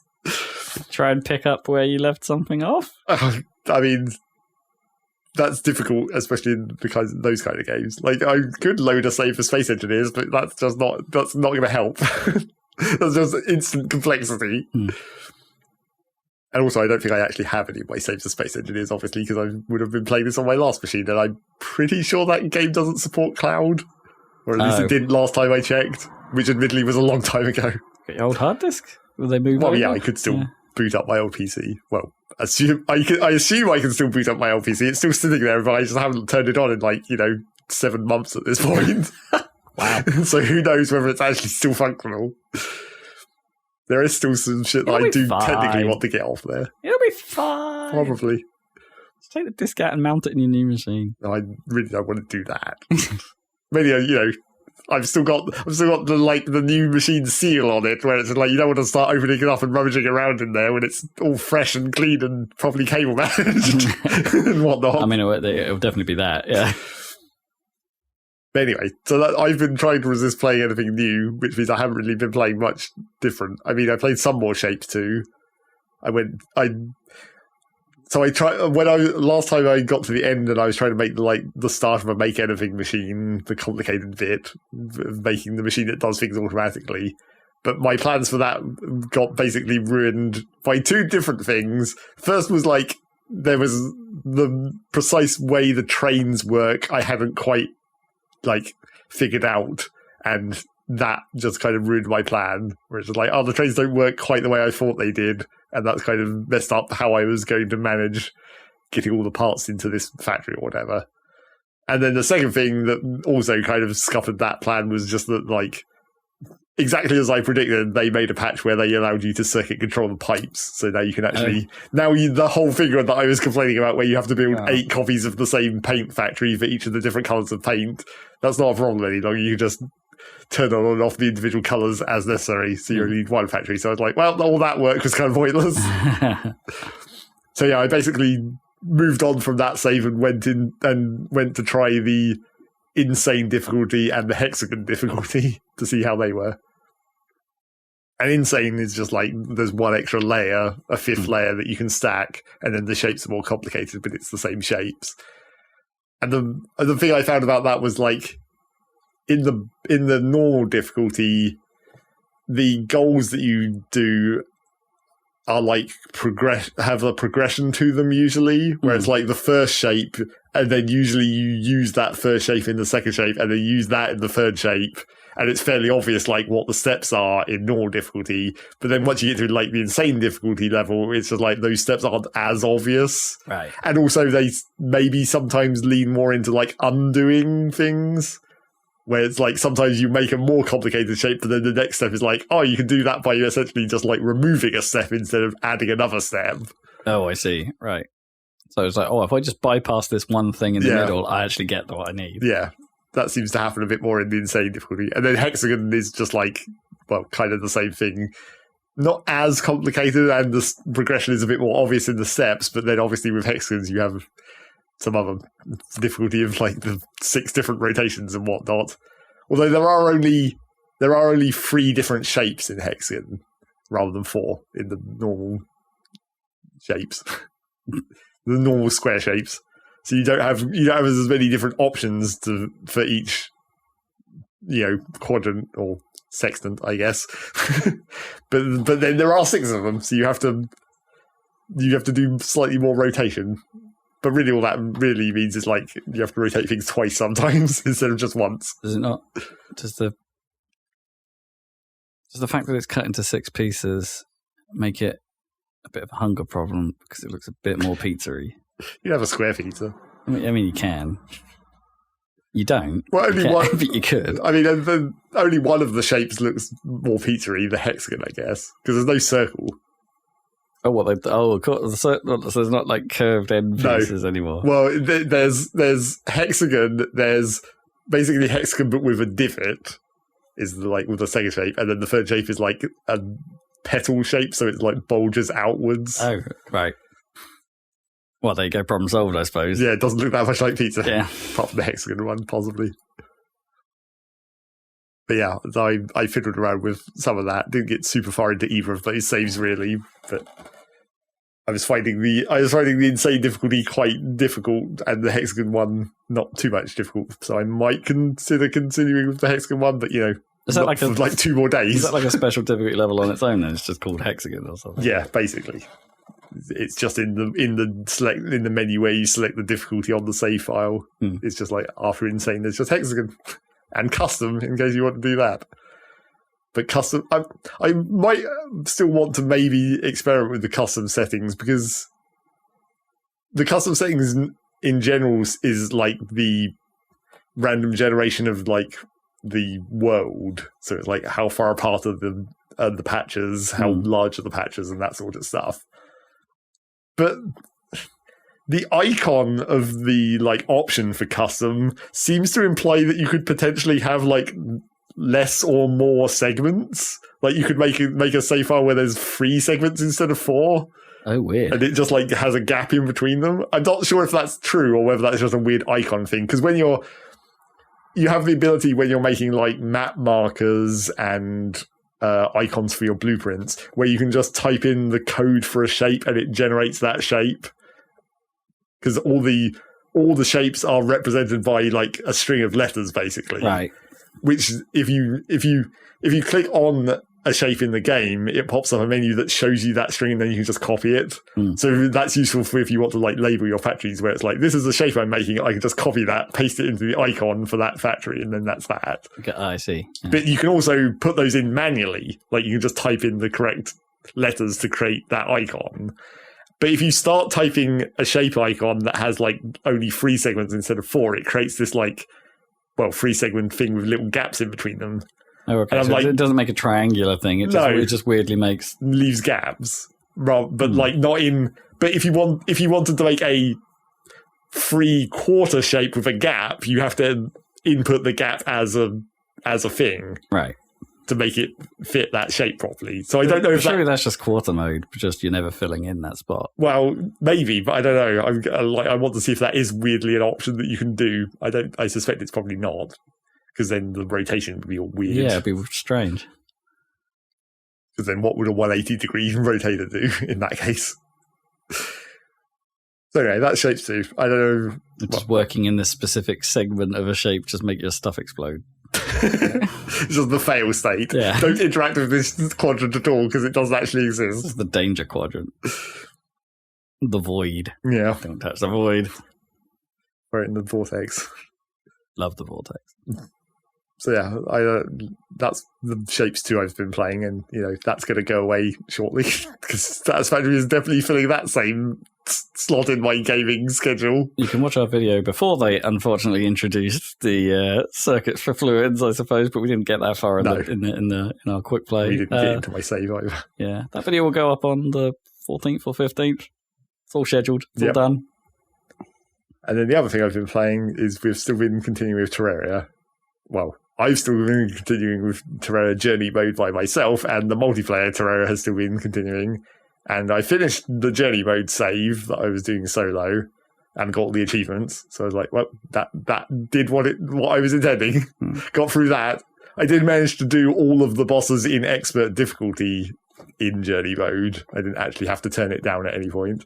Nice. I thought I might on the last boss, but I eventually figured out a tactic, which was a bit weird because, like, the last boss is this huge, like, guy, basically, that stands in the middle of the screen. It's like a giant Cthulhu or whatever, basically. But he just a casual dude. Yeah, he just Lord Business, pretty much. He just stands in the middle of the screen, and then his like head and hands are the bits you can hit. But if you move around, he follows you around. So you're sort of always meant to be near him at least. And then his like big, like the major danger of his attacks is like the head eyeball can fire like a giant sweeping laser that will easily knock off like half your health if you hit it. So you have to like circle around it at the right time or whatever. But then when you get him into phase 2, the eyeballs you've been shooting become like separate entities and they fly around. But then the eyeball that did do the big death laser that was on his head then becomes separate, but it still does a death laser, but it's like it does less damage, but still quite a fucking lot of damage. But the trouble is that, like, because it can just randomly move around and position itself, like, essentially randomly on the screen, it's much harder to predict where that's going to come from. So I was finding that much harder to avoid until I figured out the dumb tactic of just, like, once you hit phase 2, just start running in one direction. Because those eyes are constantly trying to move around and reposition, you just, like, leave them behind. Right. But the boss's main body still more or less keeps up with you. So it's like you can leave the eyes behind and not have to worry about those attacks, but then you still keep the main body in range to keep shooting it. And if you have enough damage output, you can get it done before you run out of map, basically. Oh, okay. So that was how I managed to pull that off in the end. But yeah, I finished that up, finished all the achievements, and it sounds like we've probably got like 1 or 2 more bosses to go in the modern version. We had a real struggle with I think it might actually be the last one we did, which was another one of the classic Terraria, like big worm bosses that like dig through the terrain and like loop around on the screen or whatever. Right. Where they're usually in that style of boss, the main damage is like the head end of it hitting you as it charges in from the edge of the screen or whatever. But in that one's case, it also just does quite a lot of damage on the body segments as well, so you can't even just like fly through it when you need to. Right. And then it has some bullet hell attacks and whatnot, where you have to stand still and try and evade the bullets. And we also ran into... Oh, no, actually, I guess that was a separate boss. There's another boss that we had a lot of trouble with, was one that did do bullet hell patterns. And they were, like, much more manageable than some of them have been. But the trouble was that, like, you'd stand there and be like, okay, I'm going to dodge these bullet hell patterns really carefully. I'm practically standing still. But then before the bullets have all got past you off the screen, the boss is already coming to ram you. Oh. So it's like, that kind of doesn't work. It's a bit cheap, yeah.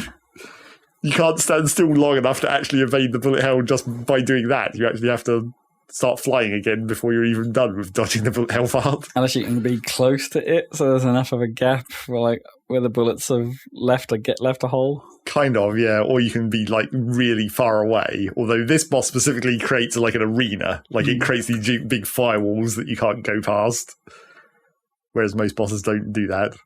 Well, a lot of the bosses in Terraria have you have to stay in the correct biome mechanic instead. Where it's like, oh, okay. So you fight anywhere on the map. Really, yeah, but as long as it's the right biome.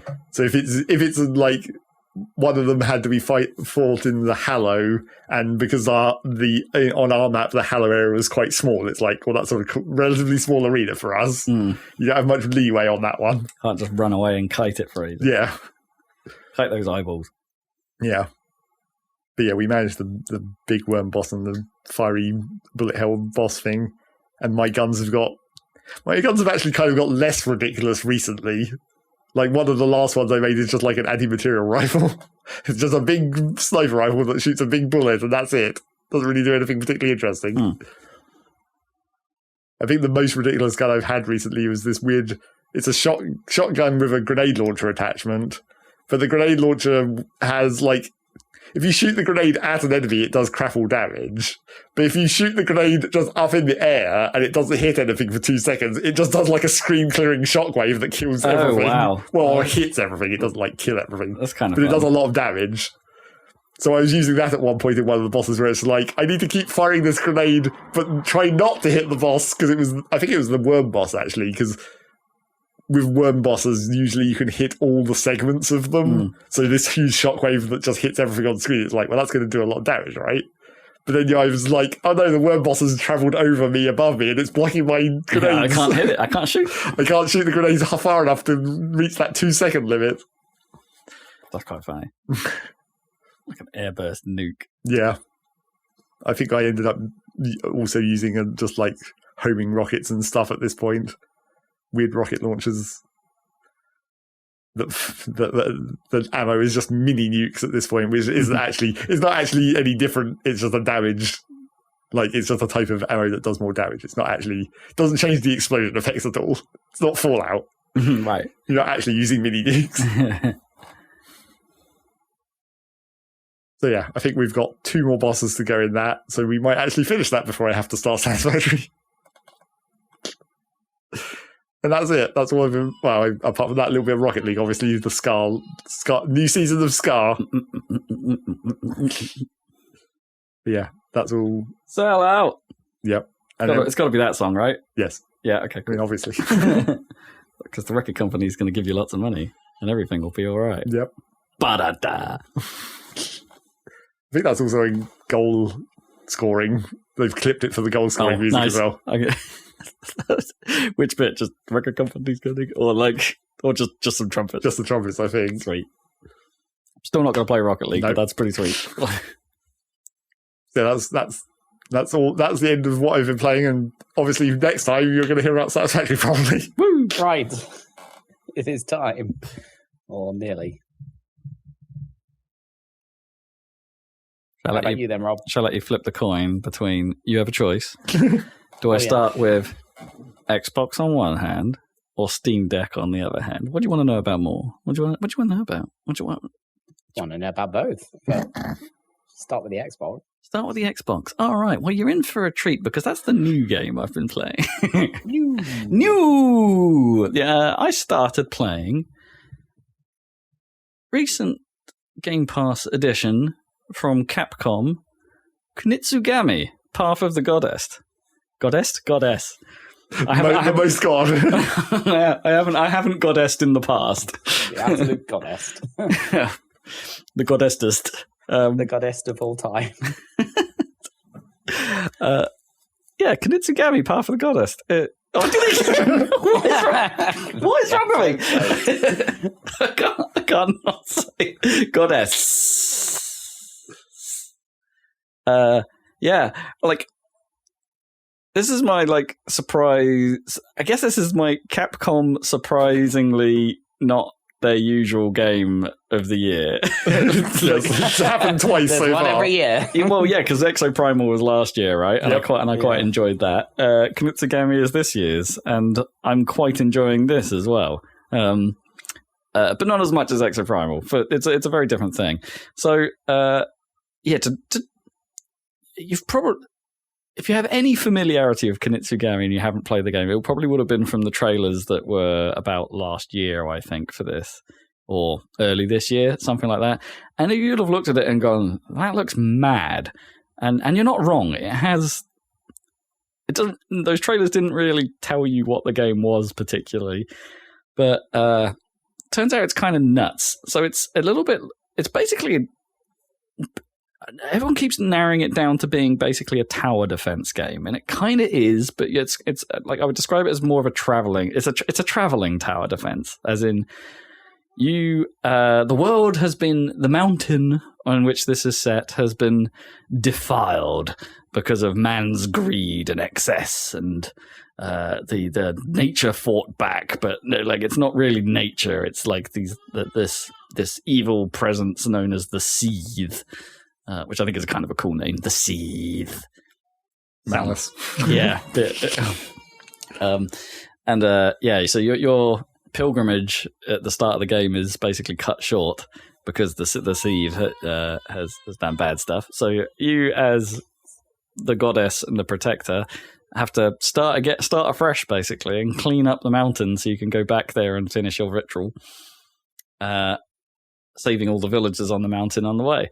And you do that by literally carving a path through the there's like a tram rail on each level that you can basically have to purify with you play as a character called So, and he just sticks his sword and he does a little dance, sticks his sword in the ground and runs forward, and then the path gets purified and these like zombie arms are like coming out of the ground and kind of falling away as you do it. There's a nice spectacle to it, and then once you've done that, the goddess will slowly start dancing her way down the path during the day. Ooh. And during the day, you can also go around and basically purify some of the stuff around the environment to gain currency, or find villagers, which you can then use the currency to turn them into specific roles, and then you command them to stand somewhere. And yada yada yada, and then there's a day-night cycle. So when day turns to night, the defiled Torii gate at the end of the stage, or the end of the part of the stage, they will open up, and the Seethe will start coming out, and you have to fight them. And then it becomes a bit character actiony. So you can go and do the fighting if you want, but there's probably always, in most levels, there's going to be more to deal with than you could deal with on your own. So that's where your tower defensiveness and your villager placement comes into play, and the decisions you made during the day start to matter. And that's kind of that's the main loop of that. It's got like some meta stuff around the side. So once you finish a stage, you start turning that level into that level becomes a base, and you can basically do some chores. You can start instructing the villagers you save to start repairing things, and over the course of a few stages, you'll of you going and actually playing the main stages, you'll come back to the base and they'll have finished repairs and stuff like that, and you'll get benefits and a second currency you use for upgrades and yada yada yada. And that is basically the loop of the game in a nutshell. You get plentiful boss fights that will put your skills to the test. And it's, at least at first, and I'm going to say it's going to start turning into a Rob review here, at least at first, that is an incredibly appealing experience. Because I was really blown away by the style of this thing for the first hour I was playing this thing. It is so creative. It's pulling on ancient Japanese or feudal Japan kind of motifs everywhere, from the sort of So giant enemy crabs, right? I don't know. I haven't had a giant enemy crab yet. But it's like Edo period art everywhere, and like there's ink drawings and stuff like that. It's like when you're swinging, even when you're just swinging your sword around, like the dance attacks they're called, they will leave this. It's not just a trail behind your sword. It's like a weird acid trip of like gold and orange and stuff that gets left behind, and like everything is incredibly well like ornate and super detailed. Like there's an awful lot of work has been put into, like, even when you start like unlocking upgrades for your character and stuff like that, there's the option to go view an incredibly detailed model of the talisman that you've attached. It's not just a graphic, like like every like element of it has been modeled, and you can go and look at it and rotate it around, and it's like there's detail and style coming out of every pore of this thing. It's like even the HUD, right? Like it describes bits of the HUD is like kind of drawn during the levels, is kind of like stitched together with like red rope and things like that, like holding your powers together. Like so your Suba guards are, as they're called, that like your right trigger do a special thing. They're not just like there on screen. No, they're threaded into the into this red rope on the screen. It's cool. Like it looks real nice, and it's like, I don't know, I'm a sucker for like old Japanese aesthetic, and it's really doing it for me. Like it's wild. It looks great. There's not too much voice acting. It's all like all the cutscenes are kind of done in a silent manner, so there's nothing really to distract you and take you out of just being in, you know, like surrounded by it. It's cool, and as you progress through there, you unlock more roles for your villagers quite quickly. I say quite quickly, like reasonably. Like you're gaining a new role every level at the start of the game, and then that starts to slow down a little bit. I'm like 8 or 9 hours into this thing, and I've got to the point where I've only just really unlocked the ability to start upgrading me, like as a character. Like it's all been about like I can spend the Masubi, as it is, which is one of the currencies. I can spend that in the meta to upgrade my villagers if I want. But I've only just got to the point where I could choose like, no, I need to be better. And now I've got a decision to make. Like it's not just deciding how I upgrade my troops as I go through. It's like it's upgrading me, like, and that's important, because then I immediately came across a level. Oh, I don't have any villagers in this level. This is all about me, right? So I'm going to have to start respecking, which is thankfully something the game lets you do at any time. There is no penalty for you just cashing in any upgrades you've made to anything and going, no, I want all the money back for that. Let me respec my style for this specific level, for this challenge at hand. Like it just goes, yeah, do what you want. Like, it doesn't matter. Even though it makes a kind of a deal when you upgrade some stuff and you get a little extra animation on the, like when you upgrade your villagers, like it shows you the model up close of the villager, but they're doing like, I don't know, maybe it's just a Capcom thing. Maybe it's like something they borrowed out of the Monster Hunter style of things. But even like when they're just, the guy is just standing there on screen, they're like big, super expressive and animated like super well. Like, I don't know, when they're happy, they'll do that sort of like chin thing. I don't know, do you know what I mean? Where they sort of like rub their hand against the chin and they're like, yeah. Or like they'll pick up their axe, which is stabbed into the ground in a sort of real expressive sort of, yeah, kind of way, and then just sort of be all happy about, yeah, you bought an upgrade for them. Fuck yeah.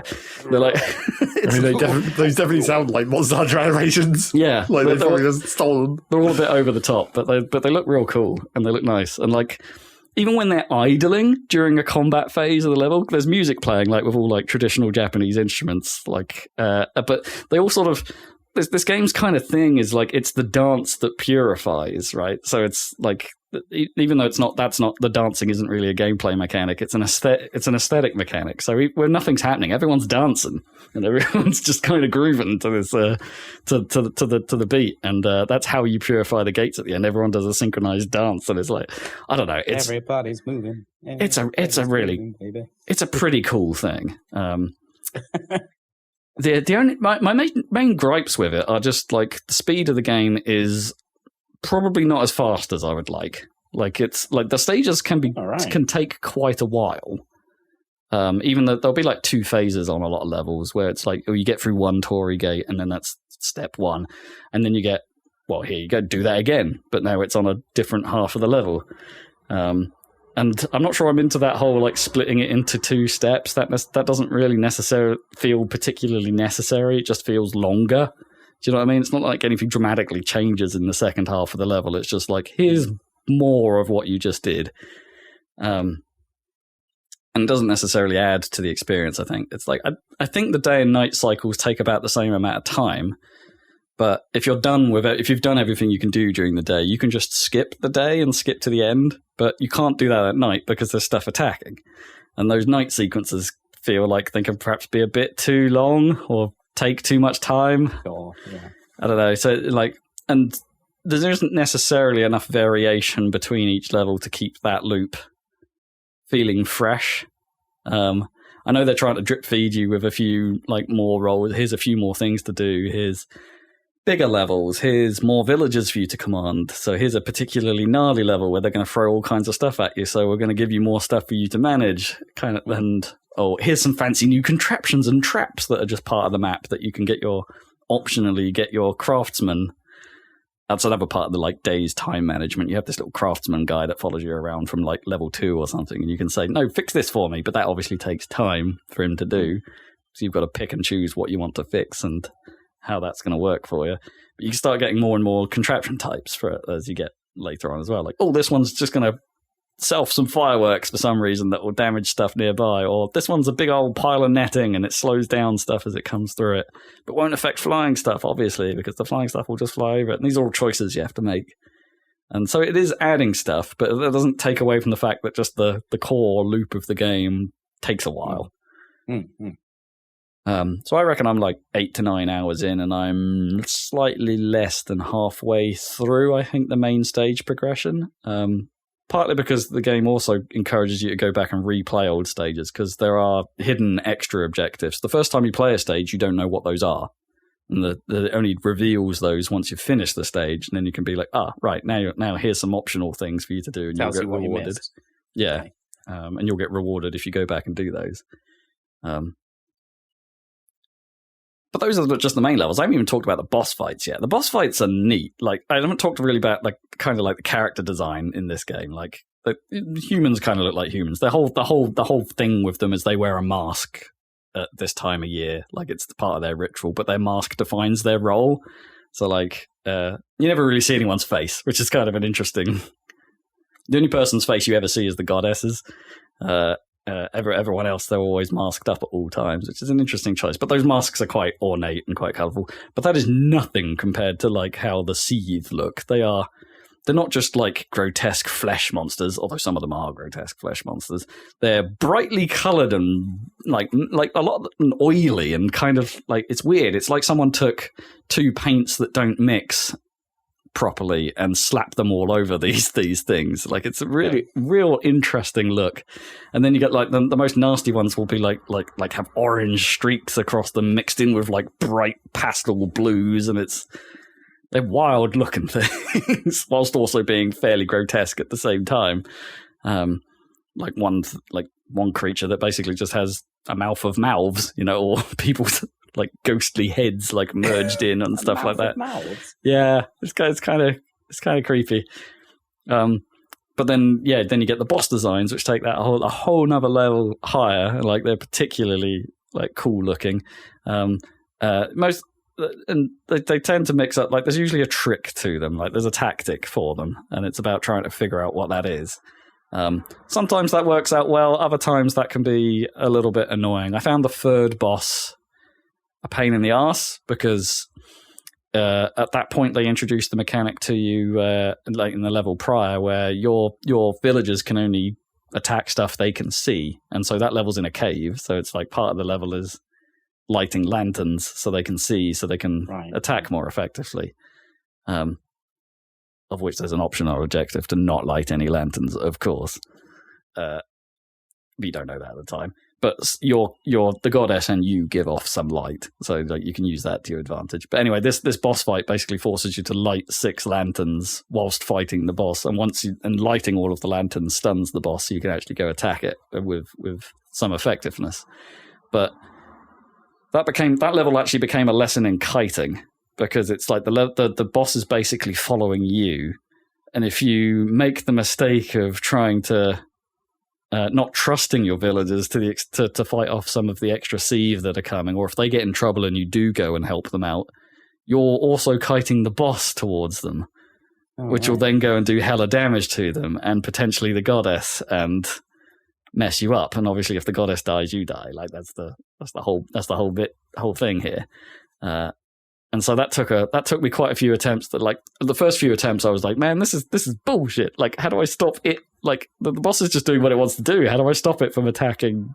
From attacking my from attacking the goddess and me just losing? And it felt like for a little while, it's like it's just happening just because. It's like it's made that choice and it's gone and done that thing. How on earth do I stop that from happening? And the answer is you just don't go there.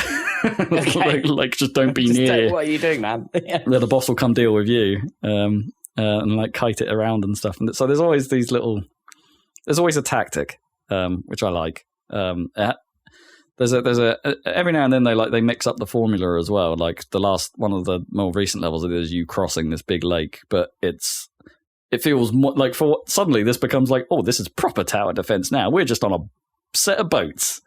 And stuff is coming at us. There's nowhere for us to go. There's no path to carve or anything like that. There's just stuff coming at us on these boats.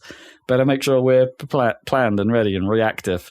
And there's this big sea monster that basically takes down the boats if you don't go deal with it quickly enough. But of course, if they take down the boats, anyone you've got on that boat is dead. So then you don't have them to make better use of during the rest of the stage. And I like when they mix it up like that. Those are interesting. When they're not just doing the regular stage formula. So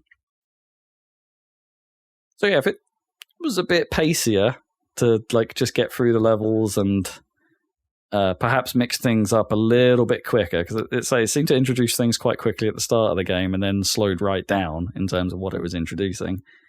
I think I'd be having a slightly better time with it. Because I say, doing a stage is a bit of a commitment. You do have to commit. Like, I don't know, it feels like some of them take about half an hour to do, which then leads me on to another one of my major gripes, I suppose, is like if you want to restart a stage, especially boss fight stages, like you can't just. Well, I would really love it if you could just restart from the last day or the last transition, right? Like if you think I was. If something went, say a night cycle went badly, but it was just like, oh no, I cocked that up. It wasn't my planning that was the problem or the lead up to that point. I'd really like to just do that bit of night again rather than having to restart the whole damn level. Which, as I say, these levels can feel pretty long and like, no, now I've got to do all this planning again and do all this again. Like, well, the boat boss level it wasn't really a boss level, but the boat level felt particularly egregious at this. Because basically it has a day cycle and then everything kicks off at night. But the day cycle is just busy work. It's like, oh, I'm going around this level. I'm doing the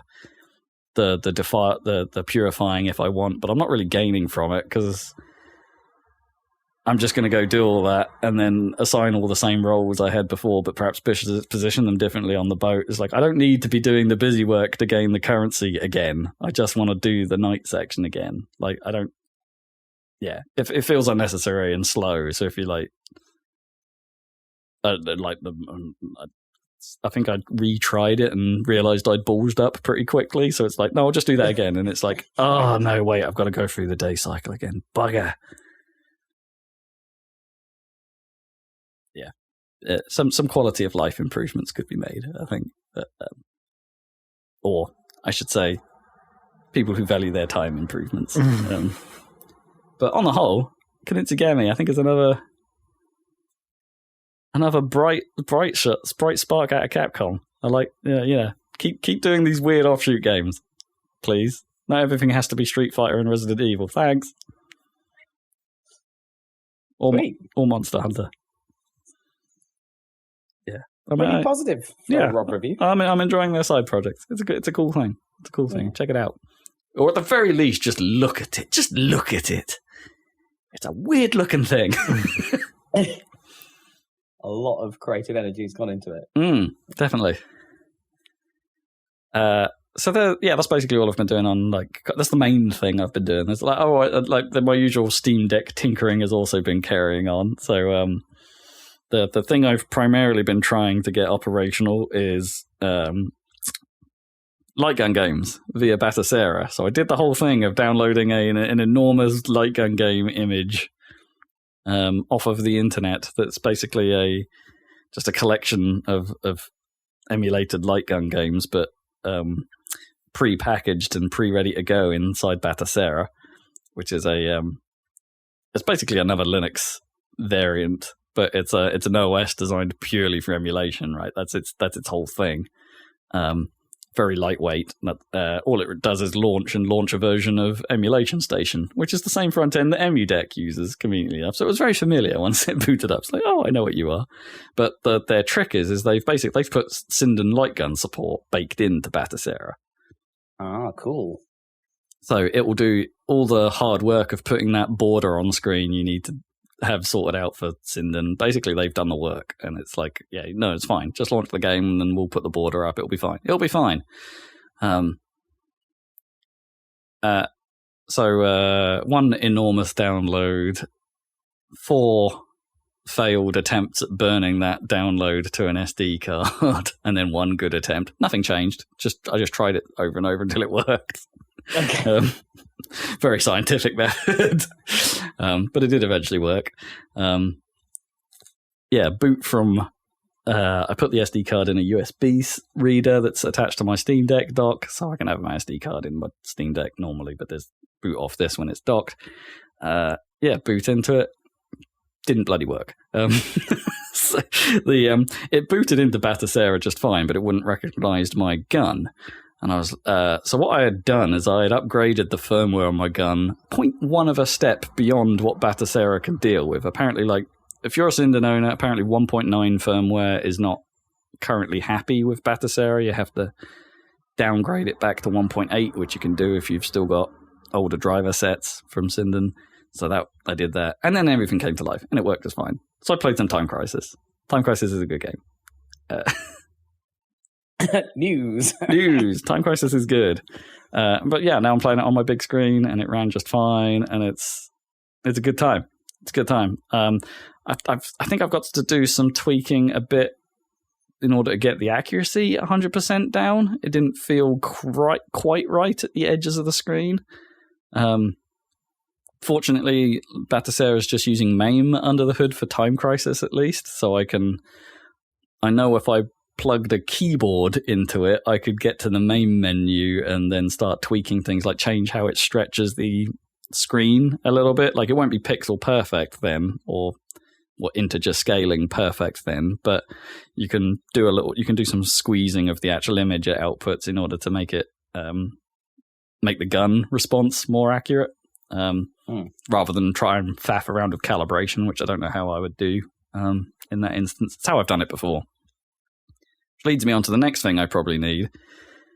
Doing emulation on the Steam Deck hasn't been 100% smooth all the time. You run into issues like constantly, like not with the emulation itself, but just the manipulation of the tools. Like EmuDeck and Batacera, they've done some amount of work to make it so there's like hotkeys on the controller for certain actions and things like that. But they they can't cover all the bases. So and sometimes the hotkeys just stop working. The biggest problem I've had with Batacera is getting out of a game. Like, just exiting the game has sometimes been an actual challenge, to the point where I've just turned the Steam Deck off a couple times. Be like, I don't know how to get out of this. Yeah. Just power it down. Yeah. The solution to that appears to be get a keyboard. So that'll probably be the next thing I do, is get a Bluetooth wireless keyboard, because as it turns out, my solar keyboard doesn't bloody hold a charge anymore. Which is a shame. I don't know where one of them is. I've got 2, but one of them's disappeared. I don't know where it's gone. I've lent it to someone, I know, but I can't remember who I lent it to. It's that problem. So I'll probably never see that again. So I'll probably just order a Bluetooth battery-powered one, and then maybe I'll have a slightly better time of it. But it's not only there. I think every now and then I run into something even on the Steam side of things, where it's like, why on earth doesn't the Steam on-screen keyboard have a way of typing the F keys? That is... that comes up quite a lot. With me trying to do stuff. It's like, I can't type the F key in it. You have to go through the pretty clunky process, and this would make a hell of a lot more sense if you've got the deck, if you're holding the deck rather than using a controller to do this.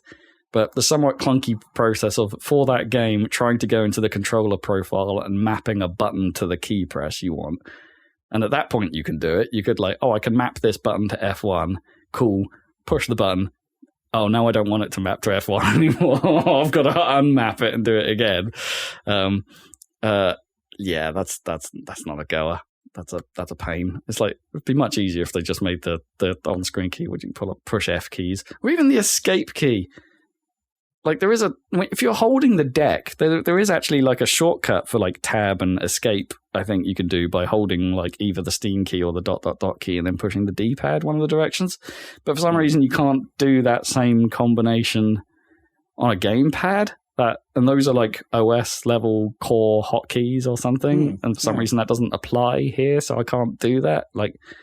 I mean, you can set that. I'm saying you can't do that. You can set that stuff up, but it's complex. You've got to go through what I find is quite confusing Steam chord or Steam hotkey setup process, which you can assign to any game. You can set up controller profiles to do all kinds of wacky stuff. But I find that the UI by which you do it quite confusing. Right. I don't really understand its chord system.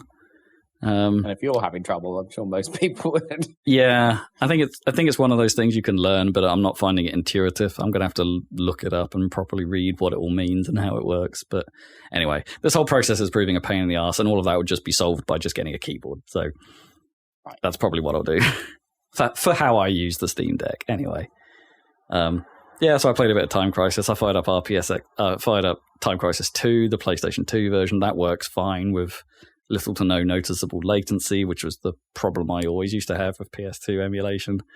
Amazing. So that's working pretty good. Yeah, I'll go try some other stuff with guns. Other than that, I've been emulating all kinds of stuff. I played some Sega Rally 2, both the... Having played a bunch of Outrun. Yeah. Time for Sega Rally. Yeah, I've been playing some Sega Rally. I like both the Dreamcast version and the arcade version, just seeing what the differences are and stuff like that. Because you can actually brute force your way through the Dreamcast version's problems. Like the Dreamcast version of Sega Rally 2 is famous for not being able to hold its 60 FPS target. And it's got a double buffered VSync solution. So when it's not holding that 60 FPS target, it just drops to 30. It's one of those. And then holds the 30 for a while. So it's not great, but you can just overclock the emulated Dreamcast and it works fine. That game's hard. As it turns out. It's not super easy. I suppose as you might expect for an arcade game that's just been ported. It's not easy. I can't get through it. I can't get through a championship of it just yet. The classic way to play the arcade mode. So I'm figuring that out. What else did I do? I forget. Oh, I've installed F1 Race Stars on the Steam Deck, and I played it very briefly this morning. It works just fine, even though it's not. Even though it's marked as unsupported. It just ran. No problems at all. So I'll probably play some F1 Race Stars. Great. What I will say about that, hot take on that game, that is an incredibly well-presented game. I love its style and its weirdness and its comedy. Even though every one of the F1 racers' caricatures kind of has the same face. You can't go around it. It's funny when you're going through the driver select screen. It's all these dudes look the same. Well, they're really changing his skin tone and hair. Apart from a couple, where they're a bit more different. But it's kind of amazing how they get around. If a player is Danny Ricciardo, all they're basically doing is he's Australian, right? Oh, so he's going to shout Australian things in an Australian accent. It sounds nothing like Danny Ricciardo, but it's quite fun. Even the Lewis Hamilton doesn't seem Lewis Hamilton's quite deadpan, right? Normally, he's man, so that was pretty good, right? Yeah, my tires are bad, but it was pretty good. But even here, he's way, and it's no, that's very un-Lewis. That's not right at all. And apparently, Jensen Button can only ever say "take that." Oh, he's related to Robotnik. Yeah, kind of. Robotnik's take this, and he's take that. Boy bands. Yeah. But yeah, it's quite fun. It's an incredibly well presented game, and it's kind of a shame they didn't go back to that idea because I've played it before, years and years ago on the 360, and it's a good game. Yeah, one EA need to convince their... they have the F1 license. This had the F1 license to do this thing. It's like, EA have that. They could do this if they wanted. Go on, EA. You know you want to. You've got both the license and Codemasters. Go on. Anyway, that's what I've been doing. The thing I was Googling earlier today, so similar to, like, can you emulate light gun stuff, hardware stuff on the Steam Deck? But I was wondering, can you do Guitar Hero? And it turns out there's a open source Guitar Hero thing called Clone Hero. Brilliant. Oh, and, cool. Yeah, it has a whole wiki of like how it supports, what old controllers can you get, and like, can you get it to run? And I was like, oh, maybe Steam Deck on a TV with an old controller hooked up could work well. So that's a challenge for you. Did you hear people basically just made new Guitar Hero controllers recently? Oh, really? Maybe you could use those with it then. Yeah, because the old Guitar Hero controllers don't work on modern consoles. Yeah. So there's various ways that this project, recommends that you connect them to modern stuff. But yeah, the old ones, I mean. But new ones would be great. If only 8BitDo would do one, that would be amazing. I mean, spoiler alert for something we should do at some time. My brother has some of these new controllers. Of course he does. We should play some Guitar Hero or some Rock Band or something. Yeah, for sure. So where are these new controllers from? Oh, I can't remember. But I can't remember who makes them or anything. But yeah, someone's just straight up been making new guitar controllers recently that will work on Series Xboxes, I think, or maybe PlayStations. I can't remember. But yeah, because the old, as I say, there was the 360 era guitars. They're deemed incompatible with the current consoles, even though they probably would work if someone just put together a small little driver for them. They must still be X input devices, right? Like exactly, yeah. But I guess this probably falls foul of like Microsoft's recent crackdown on third party devices, right? That has to be resurrected, man. Guitar Hero and Rock Band, etc. was, well, freaking awesome. I mean, they were good fun, but it's like it's the just they kind of died with the death of couch co-op, right? Yeah, sure. And that whole thing just not being as desirable anymore. I'm just saying, if you can play Time Crisis 2 with a light gun in a modern day, you should be able to play Guitar Hero. Yeah, I wonder. I've never actually looked into it. Must be possible. Must be doable. I mean, the Clone Hero thing looked quite good. Obviously, it comes with some generic songs, and then it's like it just gives you instructions of how to, if you happen to have the songs from whatever format from the Guitar Hero games, you can unpack them into it. Did you hear in another weird old game news? They're doing a remaster of Croc Legend of the Gobos or Gobos. After I was playing it earlier this year or something on the original PlayStation 1 version, it's like, oh yeah, no, they're actually remaking that.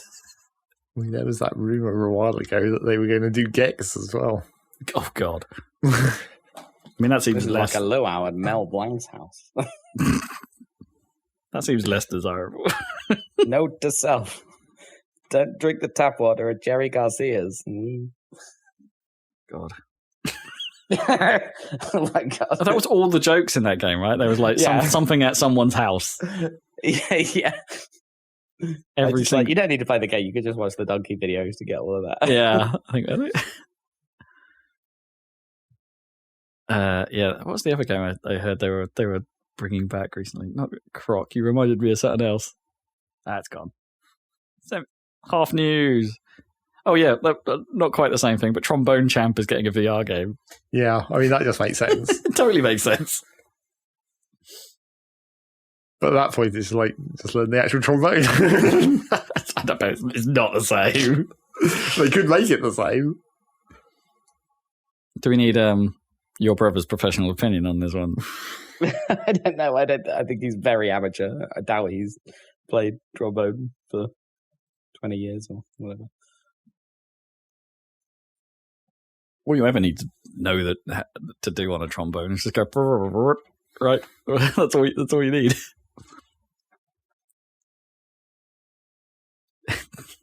just bring it to parties, and everyone will be like, do the thing. And there you go. You're good.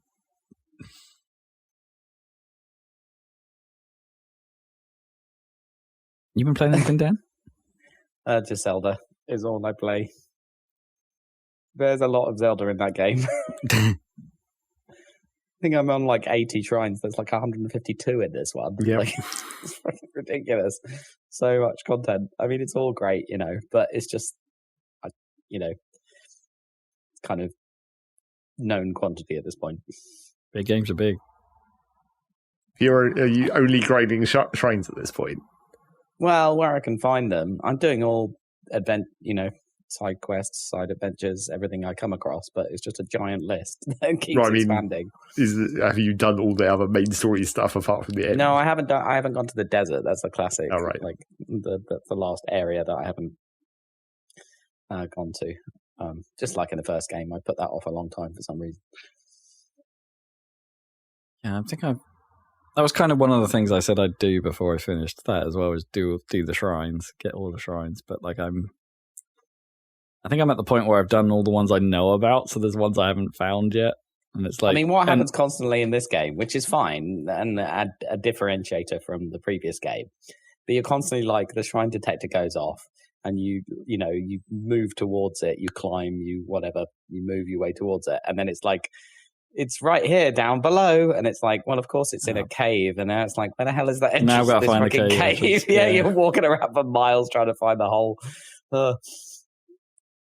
And sometimes it's freaking ages, miles away, because there's like, I found one where it's like you have to go find the cave entrance was pretty far away, and then the cave was like all flooded with water, and there was a whole linear cave that you had to go through the whole thing on a raft, and it's like, but that's cool, but just finding it's so annoying because you have no sensor for the entrance for the cave. Well, I think that one is attached to a side quest somewhere, right? Yeah, probably. I think it is. I just you just happen to find it directly, right? Yeah. Which, of course, because it's Zelda, there's special dialogue for the fact that you just turned up. Out of nowhere. Yeah. I think like the dinosaur bones was the only thing that threw me right when I found that stuff before finding the girl that is related to them. Sure, but that doesn't have a shrine sensor attached to it, though, right? No, it doesn't have anything. Those are separate things. Yeah. Or when I did the puzzle for the first one, then it's like, I haven't got the person here to trigger whatever it's triggering, so it didn't do anything. And it's like, that's confusing. It was like the one time, like the whole you can do anything in the order you choose didn't really work. Yeah. I mean, obviously, if you really want to get all the shrines, the really inconvenient, but like the way to do it is like just go to the depths and find where all the light routes are, because then you know where all the shrines are. Know where the shrines are, yeah. Or at least the land shrines. Well, yeah, but the sky shrines are not, they're not as hidden because you always know where they are in the sky. You just look. No caves there. Well, I mean, there's a couple of caves in the sky, but not many. Well, sure. But if there's an island up there, it's going to have a shrine on it somewhere. Yeah, that's true. I maxed out my stamina, though, so I can fly a long way. Yeah. I prioritise that over the hearts. There's still a few shrines up there, right? Or a few islands in the sky where I just don't know how you get high enough to real. I keep telling you every time you bring this up, just build a bloody flying machine. It's not that difficult. And it's not that expensive, and you have a shit ton of capsules already. Some of those distances seem like much further than. Well, I mean, you do need to upgrade your battery sometimes, but or even that those pieces will allow you to fly. That's the thing. I've forgotten how to upgrade the battery. Do you have to trade in on the big sky island? You have to get the zonite and then take it to the one on the main sky island is there, but there's also the one directly outside Lookout Landing. Oh, is there? Oh, you get the crystallized zonite from the forges and then bring it back to the forge isn't a Lookout Landing, the thing that you trade in for the batteries is a Lookout Landing. The crystal to batteries. I have to take my raw materials, go to the forge, and then get the stuff and go to the Lookout Landing place. So there's several forges, and I think there aren't many of those battery converters, though, are there? No, I think there's only those two, maybe. The one on the starting island and the one at Lookout Landing.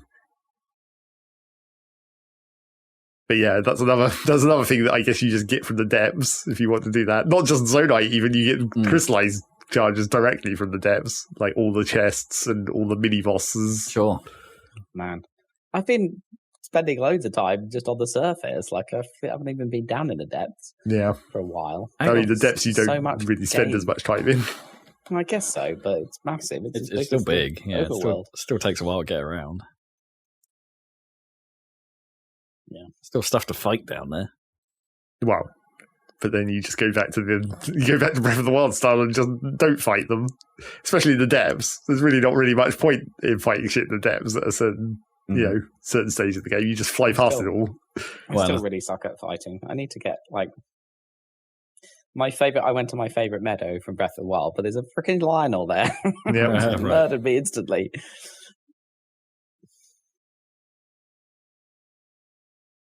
But I haven't really upgraded any armor or anything yet. I've got 2 pieces of various sets. Still remember the first thing I did in that game after getting off the Sky Island. Just land in this lovely green meadow, take a few steps up a hill.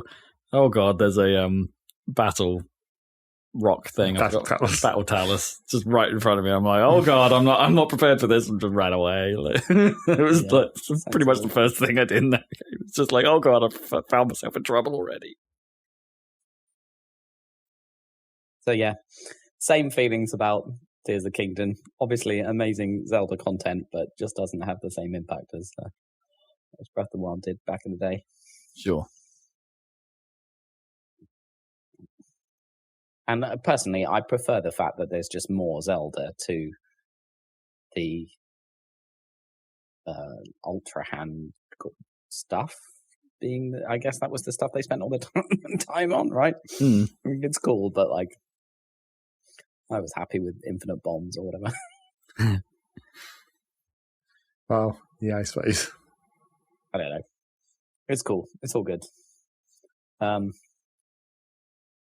Yeah, I was thinking what I would want from they'll never do it, but if they would patch Breath of the Wild, it's put the quality of life stuff into it, like the dropping things when you're picking things up, for example.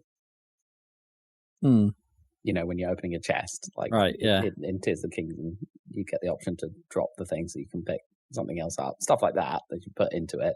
But then I think the main thing is the frickin' enemy encounter music is much less annoying in Tears of the Kingdom, the generic one. I can't really remember it, but yeah, I remember us having that conversation before. Anyway, that's my gaming, and that's your gaming, and that's all of our gaming. That's my game. Do you think they'll do the Switch Pro update that they've supposedly be showing behind closed doors, like that the of Switch? Course they're going to do a Switch Pro, and of course no. But I meant the compatible. update to Zelda, right? So apparently behind closed doors they've been showing, or Switch 2 or Switch Pro, they've been showing Tears of the Kingdom running at 60 FPS and stuff like Basically, as a tech demo, essentially. Yeah, they probably not. Nintendo don't really care about that sort of thing usually. Nintendo don't usually go back after they're done with something. No, but yeah, I wonder if they would just I wouldn't necessarily say a re-release, but if that's what I would say. It's if they were going to do it, I bet they'd do release both of them as a pack with updates. Maybe it might. Well, I see. Yeah, maybe release them both. Yeah, as a twofer. Yeah, that might happen. I was about to say because there isn't DLC for Tears of the Kingdom for them to do a definitive edition. But they've said, right? Yeah. No, they're not doing that. Yeah. I don't know. I don't think 60 frames would massively improve Zelda. I mean, it's always nice, obviously, but it's not like Mario where you need it. No, people have been playing, Breath of the Wild's Wii U version because it emulates real well and you can get that up to 4K and it looks nice, but the frame rate's still a thing, right? Because it's coded in. Yeah, indeed. But you can get it a more steady 30. You don't have to suffer in Concord Forest. Yeah. That's another place I still haven't been in Tears of the Kingdom. Oh, really? Yeah, I haven't been to the forest, I haven't been to the desert. In fairness, I went there quite late. I went there late deliberately. Yeah. I don't even know what's there because that Ketsu's hanging out in lookout landing. So yeah, I guess I'll find out. What's going on? I've got a giant list of quests. Yeah. Well, the one I'm fearing the most that I know I've got to do is to bring the logs to the seaside town. Right, I just got that, by the way. I just did the clear out the... You went back and actually killed everyone this time. Yeah, I did that this time. I also ended up on Eventide Island, and I was like, oh, great, now I have to clear out a whole bunch more good guys. So I just left a... this is the first time I've used the travel medallion. I left that on the island. I keep forgetting about that thing. But yeah, how do I get log? I presume I need to use zonite contraptions to build a fancy thing of some kind. To move stuff around. They're not that fancy. I think I just put wheels on some logs essentially. Right, log. Actually, I think I did it. I think I did it with horses. Like I towed them with the horse towing, right? Which didn't work very well. Because, obviously when you attach the, cartwheel style wheels onto the side of the logs, but they don't have any steering, obviously, so it doesn't actually let you, turn corners at all. You might as well not have the wheels at that point. You're essentially just dragging along. Where are the closest logs to that? You get up at the tower that's in that area. Because that's the tower which has all those building materials around it. Oh, that one. That you're meant to use to, cover over the fawns so you can set them on fire to access the tower. Yeah. But up there, there's just obviously there's logs and also all the other building materials you might need if you wanted to build a thing to carry logs around. A contraption. Right, okay. Makes sense. And it's not too far away. But it is a very, zigzaggy path down that mountain, which is what I was having the problem with. Right. Okay. Fun times ahead. I mean, theoretically, if you figured out the right angle, you could probably just build a ramp and just attach a rocket to a log and just chuck it down there. Right. Because it's not that far. Do logs have impact damage? Could I just catapult them? Yeah, I don't know if they break. Turn into wood. Because they break if you hit them with an axe or a sword or whatever. But I'm not sure they do that from impact damage. I think. Because can I fling them like that Korok? I fling it absolutely husked into oblivion. Or if you wanted to spend quite a lot more Zonai parts, you could probably just attach fans on the sides of a log and turn it into an actual flying machine. Just literally fly it down there. Might be the tactic. How many logs do I need to get down to rebuild that whole village? Probably quite a few. Right, okay. I was definitely taking batches of 4 down at once. That's at a certain point. Okay, this game. So yeah, I'm gonna play this, and then if I finish it this year, I'll be playing Astropart, and that'll be me done. I think in terms of video games. Only the best. I need to go back to Tears, but swimming in games at the moment. You're always swimming. Yeah, I know. There's something else I want to play on the Switch that I need to do before I go back to Tears. Spoiler for next episode, but not a spoiler because I'm not going to tell you. But tease. All right, but we're going to be back with another one of these in 2 weeks. But in the meantime, you can check out our YouTube channel where we play some games and record it and talk over it, and then you can watch it. That's what we do. That's what we do.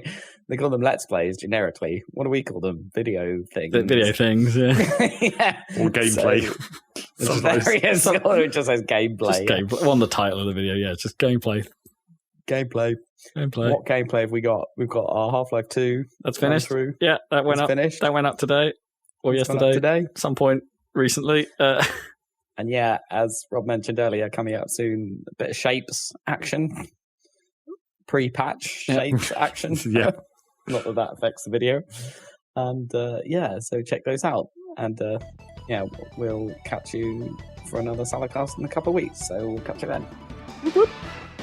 Bye. I'm not ready. You're not ready to finish. I'm not ready.